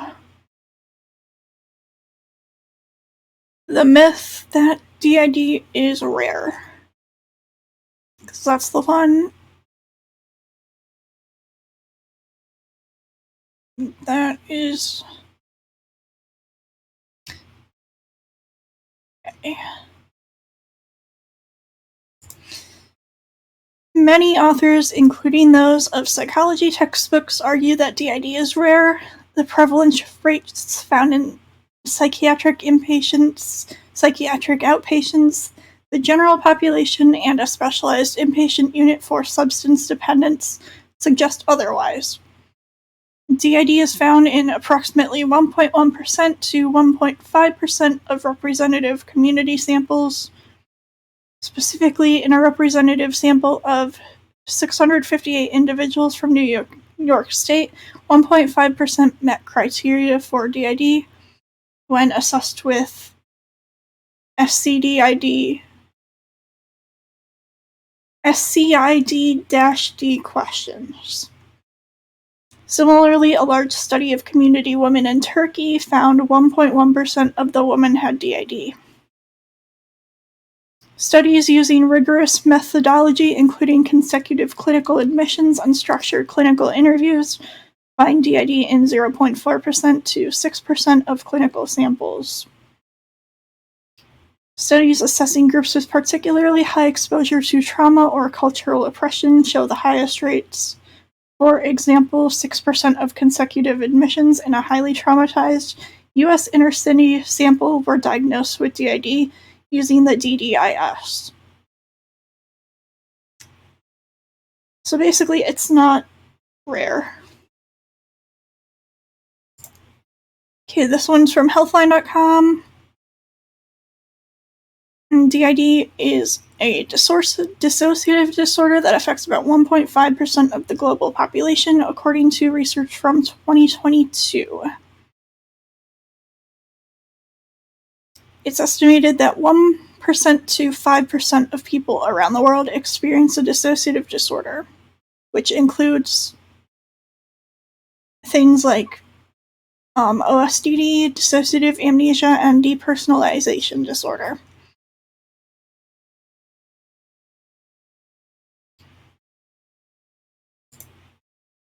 then this one is from the recoveryvillage.com. How common is DID? Dissociative identity disorder prevalence varies widely in different studies. Dissociative identity disorder has been identified in 4% to 7.5% of patients in psychiatric residences and 2 to 6% of patients in outpatient settings. DID is otherwise very rare, with rates of 0.4% to 3 and 1/10% of individuals not linked with mental health services. Dissociative identity disorder is also believed to be widely undiagnosed or misdiagnosed, making it difficult to determine exactly how many people are affected by dissociative identity disorder. So someone from FDC might take the sentence DID is otherwise very rare and be like, see, that one is saying that it is rare, but if you keep reading, it says it's also believed to be widely undiagnosed or misdiagnosed, making it difficult to determine exactly how many people are affected by it. So no, it's not rare.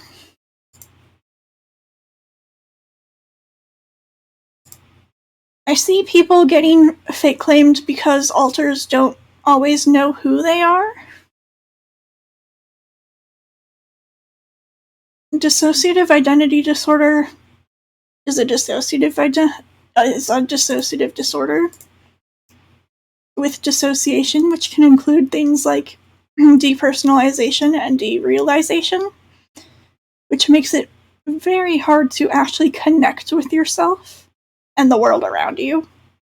So, of course, alters are not going to always know who they are. If they are too dissociated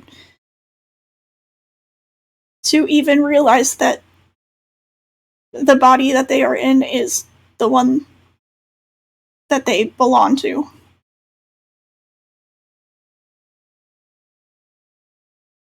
And also, a lot of systems end up blurry or blended, which means multiple alters are like in or near the front, and it's difficult to separate them because of dissociation.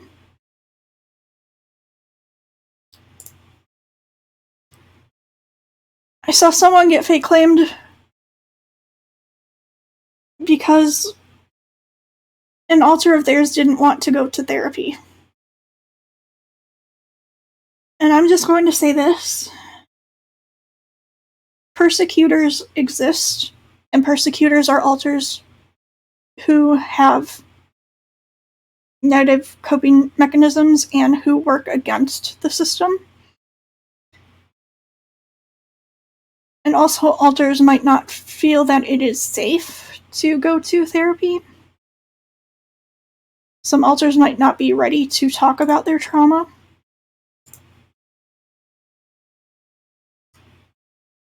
So there's a lot of different reasons that an alter might not want to go to therapy.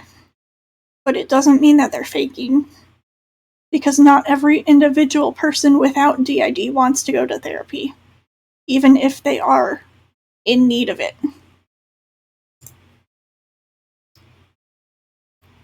Alters dresses themselves. Body dysphoria and dysmorphia exist. Honestly, it's no different than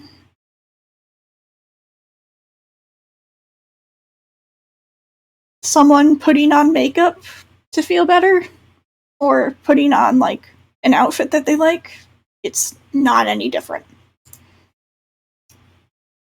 Because someone with a worse or more visible disability asked them a question.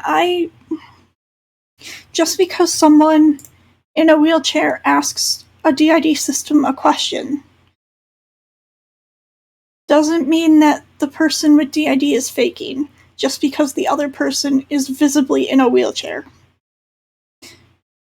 Those are two different things. They play games like Ponytown, Minecraft, Roblox, etc. People with DID can have hobbies. People with DID can have interests. and want to socialize, they use TikTok filters.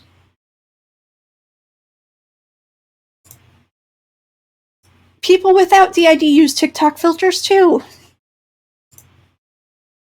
They fake accents. You know, masking does exist, and it's very difficult to unmask consistently.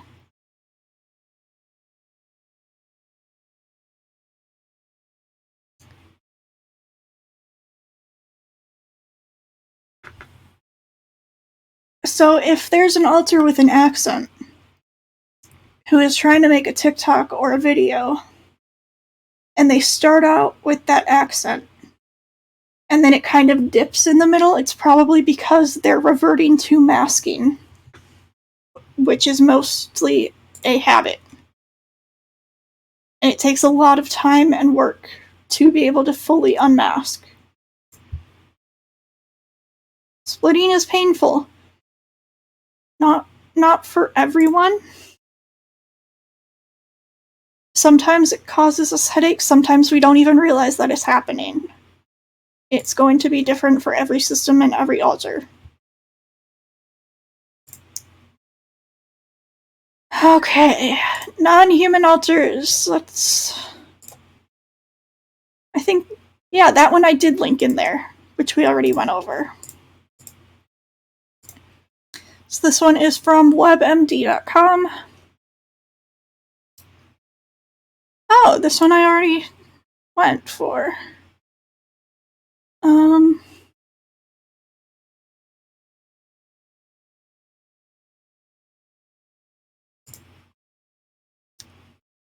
Here we go.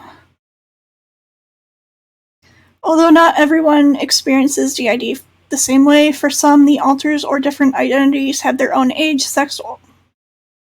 Alters don't have race. Alter race doesn't exist. They can look different in the inner world. Like, they can have a different skin color and, like, physically look different, but alter race doesn't exist. They are the race that the body is. Just because, like, for example, we have alters with darker skin. They are still white. Because they've never experienced what it's like to actually be a different race. They've never experienced the stigma. They've never grown up experiencing racism or anything, so they are white. Each has their own postures, gestures, and distinct way of talking. Sometimes the alters are imaginary people, sometimes they are animals.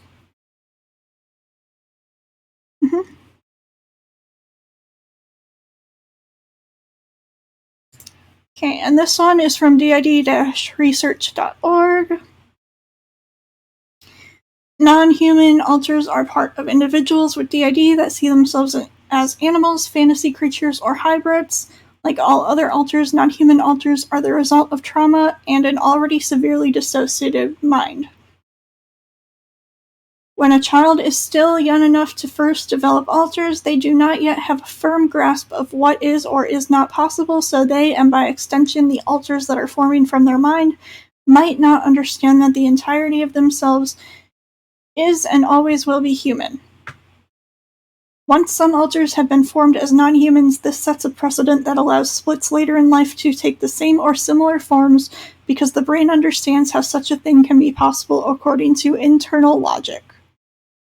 There are many potential reasons for non-human alters to be created as they are. For example, non-human alters such as wolf hybrids, tigers, or dragons might be protectors who are created to take on an identity that reinforces their strength and willingness to protect what is theirs. Traumatized child alters might present as feral dogs in order to represent feeling or being treated as subhuman. Animalistic desires, or desires that are commonly attributed to dark fantasy creatures, might cause neglected or persecutory alters to present as lions or demons. Demon alters can also be due to religious abuse or a child constantly being told that they are possessed, evil, or going to hell. If a child is neglected but sees their parents lavishing affection onto the family's pet cat, that child might have a feline alter because of the system's desire to obtain their parents' affection. Cat alters might also result from taking certain sayings regarding kittens literally due to certain types of abuse. A child that is heavily into fantasy might have alters who present as certain fantasy creatures that the child sees as being capable of protecting them from being hurt again, or that child finds comforting. Severely abused children might stop trusting humans entirely, and all of the alters present in their systems might be animalistic in order to avoid the cognitive dissonance and pain associated with identifying with the many people who hurt them. In contrast, some survivors might only have one or two non-human alters, and if they do not understand why those alters present as non-human, they might feel confused and ashamed, and so try to hide those parts of themselves.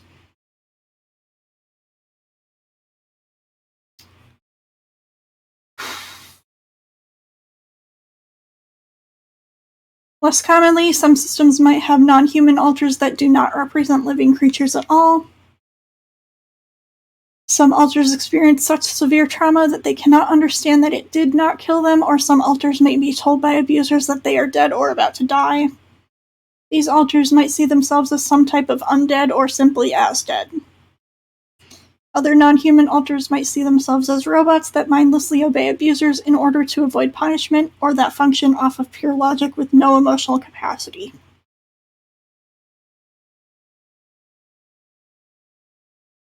In rare cases, objects like alters will be just that, representations of completely non-sentient objects or plants that cannot feel pain and so will not react to even extreme physical abuse.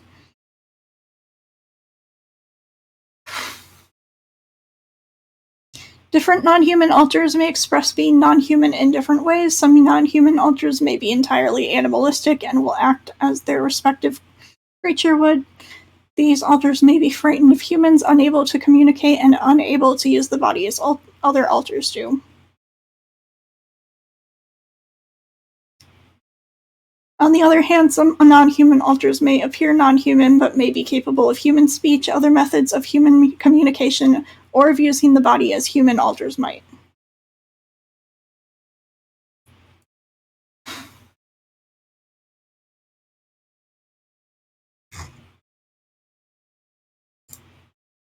So yes, non-human alters exist, and they are real.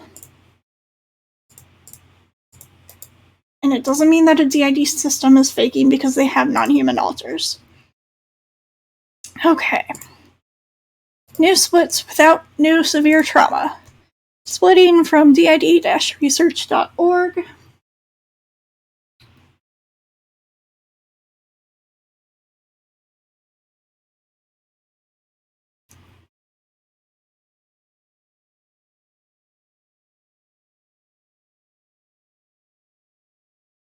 Let's see.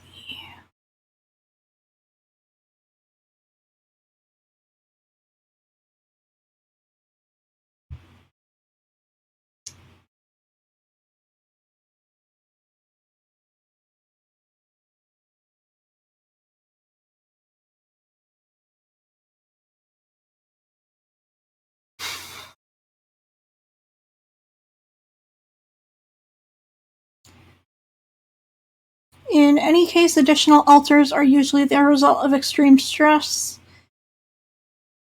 The mind does not like to be fractured, even when an individual already has DID or OSDD1. Many individuals cannot split unless a split is strictly necessary for their protection, functioning, or ability to remain hidden as a system. That said, there are exceptions. Some individuals may become so used to splitting as a coping mechanism that they may split easily in response to seemingly minor stressors. For example, if an individual finds going to the doctor triggering, an alter may split that exists only to attend medical appointments. In some cases, systems may be so destabilized that even trauma processing leads to the creation of new parts. This may be especially true for individuals with DID who are polyfragmented or who have an abnormally large number of alters. Okay. So no, it's not always the result of new trauma. Fake claiming for having no amnesia. So let's get to OSDD, other specified dissociative disorder, specifically OSDD 1B.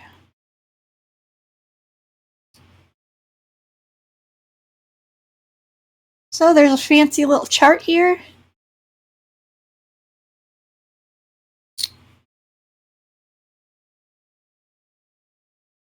Like dissociative identity disorder, but less distinct parts / no alters, which is OSDD1A, or without amnesia, which is OSDD1B.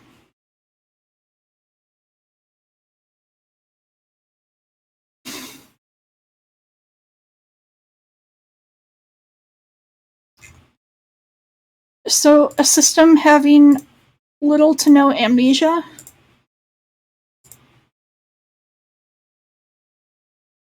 has two explanations. One, they have OSDD1B. Two, they are going through therapy and have worked with themselves and their system enough to break down amnesia walls, which is possible. They didn't have DID before.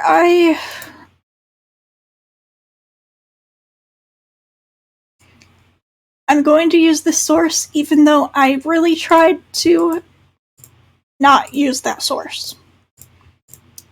Because I don't... McLean is... It did a lot of damage. No. Okay.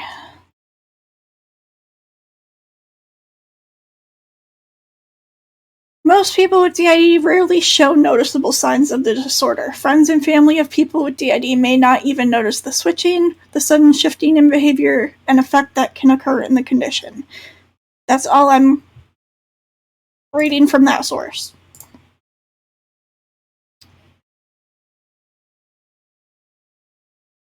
One of the major difficulties of DID is that it is so often a disorder of hiddenness.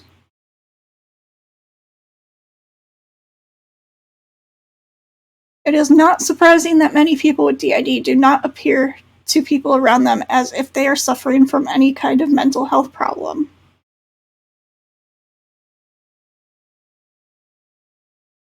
Even spouses and partners can be kept in the dark for many years, and it is very common for people with DID to hold down responsible and often highly skilled jobs.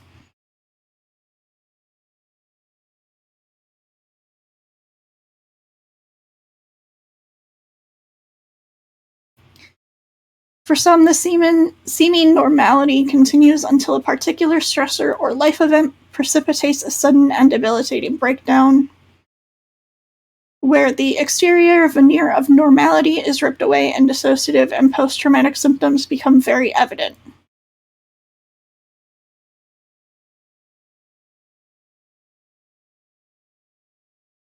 So just because they didn't have it before doesn't mean that they are faking. It just means that it wasn't obvious to you. They're not in constant distress. We touched on this a little bit with the trauma holders, but unless you expect other people who don't have DID, who have PTSD and trauma to be in constant distress, then don't expect someone with DID to always be in constant distress. They post happy content, so they must be faking.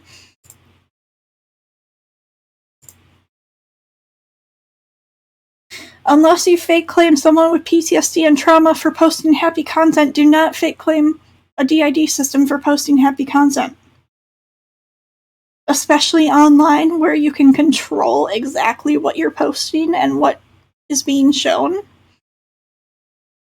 Because not every DID system is comfortable showing their breakdowns.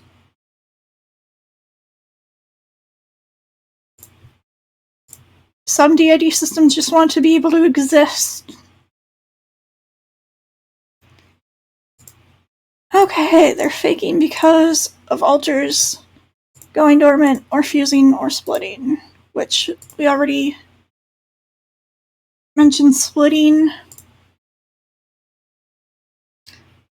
Dormant alters haven't gone anywhere, they are still present but have gone into hiding or do not communicate for a while. Most alters go in and out of dormancy.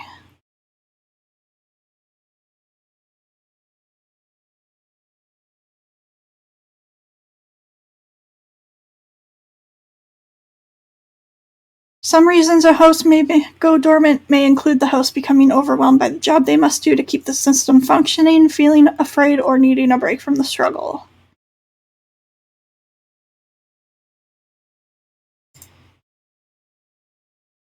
Integrating and fusion.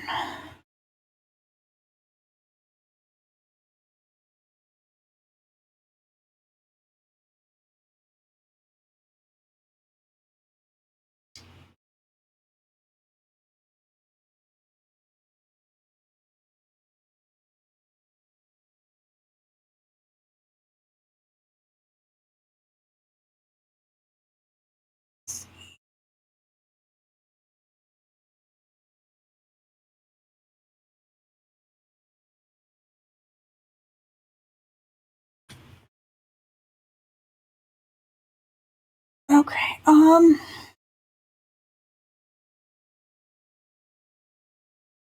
another possibility is that the integration of two or more alters may lead to the creation of a seemingly new alter that contains some combination of traits from the parts that integrated, aka fusion.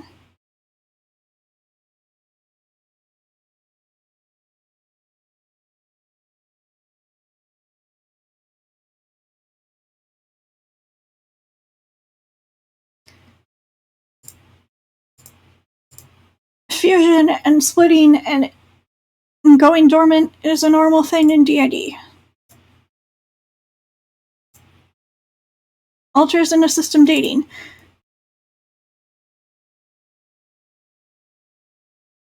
So our system, we have at least one couple, which is two of our alters who are in a relationship. Because they can communicate with each other and we have an inner world that most of us can access.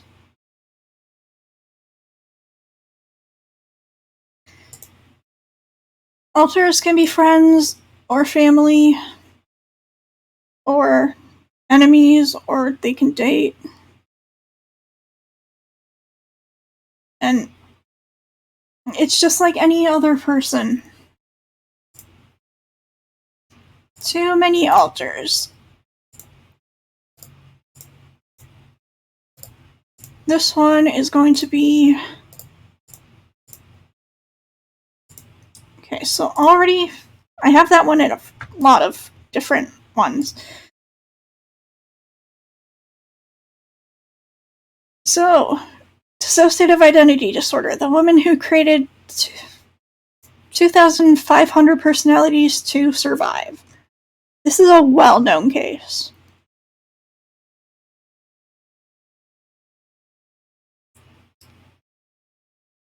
To cope with the horror, her mind used an extraordinary tactic, creating new identities for her to detach from the pain. And the abuse was so extreme and so persistent, she says she ultimately generated 2,500 distinct personalities to survive.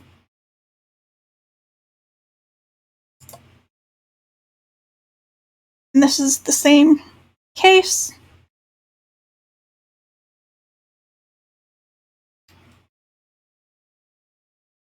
I'm not going to go into exactly what happened to her, but it does say in these articles.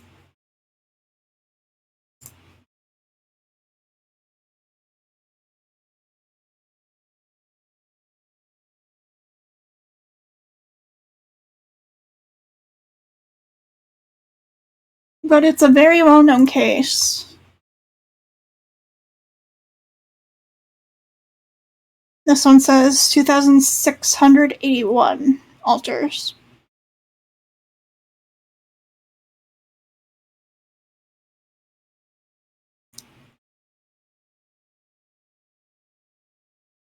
So, there's no such thing as a max amount of altars.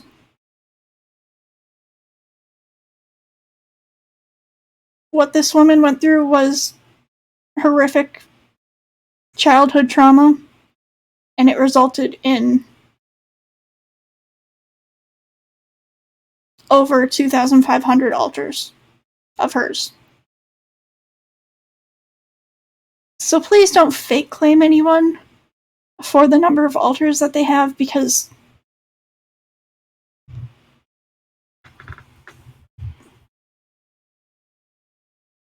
yeah.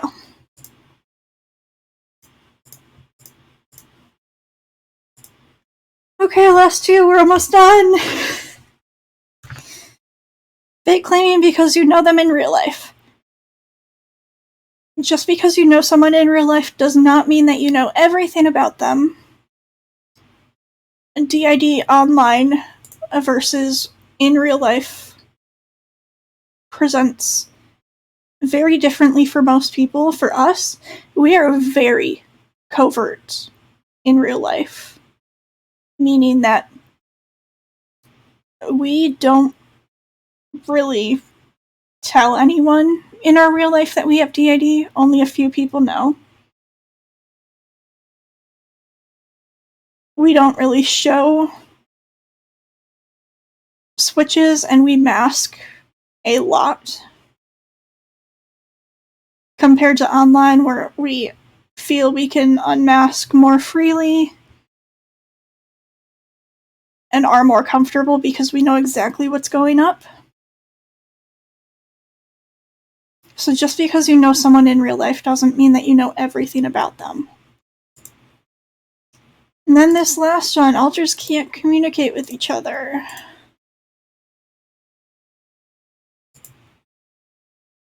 For those with co-conscious altars, communication is similar to talking with any other person, just without the presence of a separate physical body.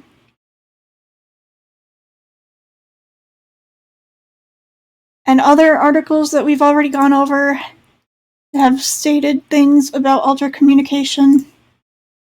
Altars can 100% communicate. Also, even if they can't communicate internally, things like notes exist. You can write things to other altars in your systems when you're out, and then when someone else switches out, they can read that note and respond by writing back. It's not a new thing.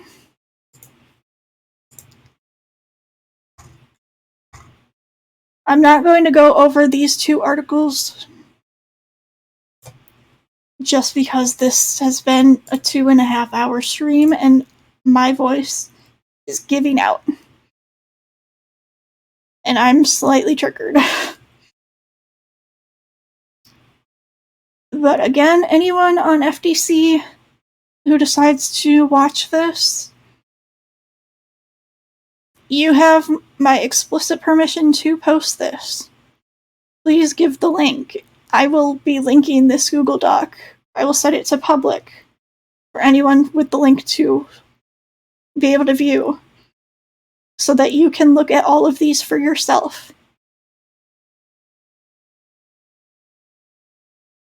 And this is not an attack on FDC. It's just wanting to educate a bit more, especially because I have never seen anyone do a video like this before, where they go through reasons that FDC claims people are faking DID. And this is specifically for DID because I have DID. I've been diagnosed for 2 years. So I hope that gives a little more insight into some of the things that you might see from other people and say, oh, well, they must be faking because of this and that.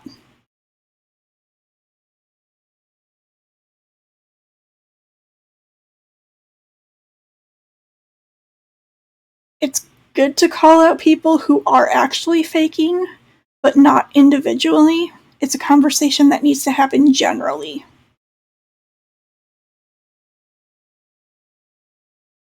And posting individuals on a subreddit with the intention of causing harm or spreading misinformation, which I don't know if that's the intention. I'm sure it's not the intention for everyone who posts on there, but it definitely happens. So I just think that research is important. Just because a system seems cringy doesn't mean that they're faking.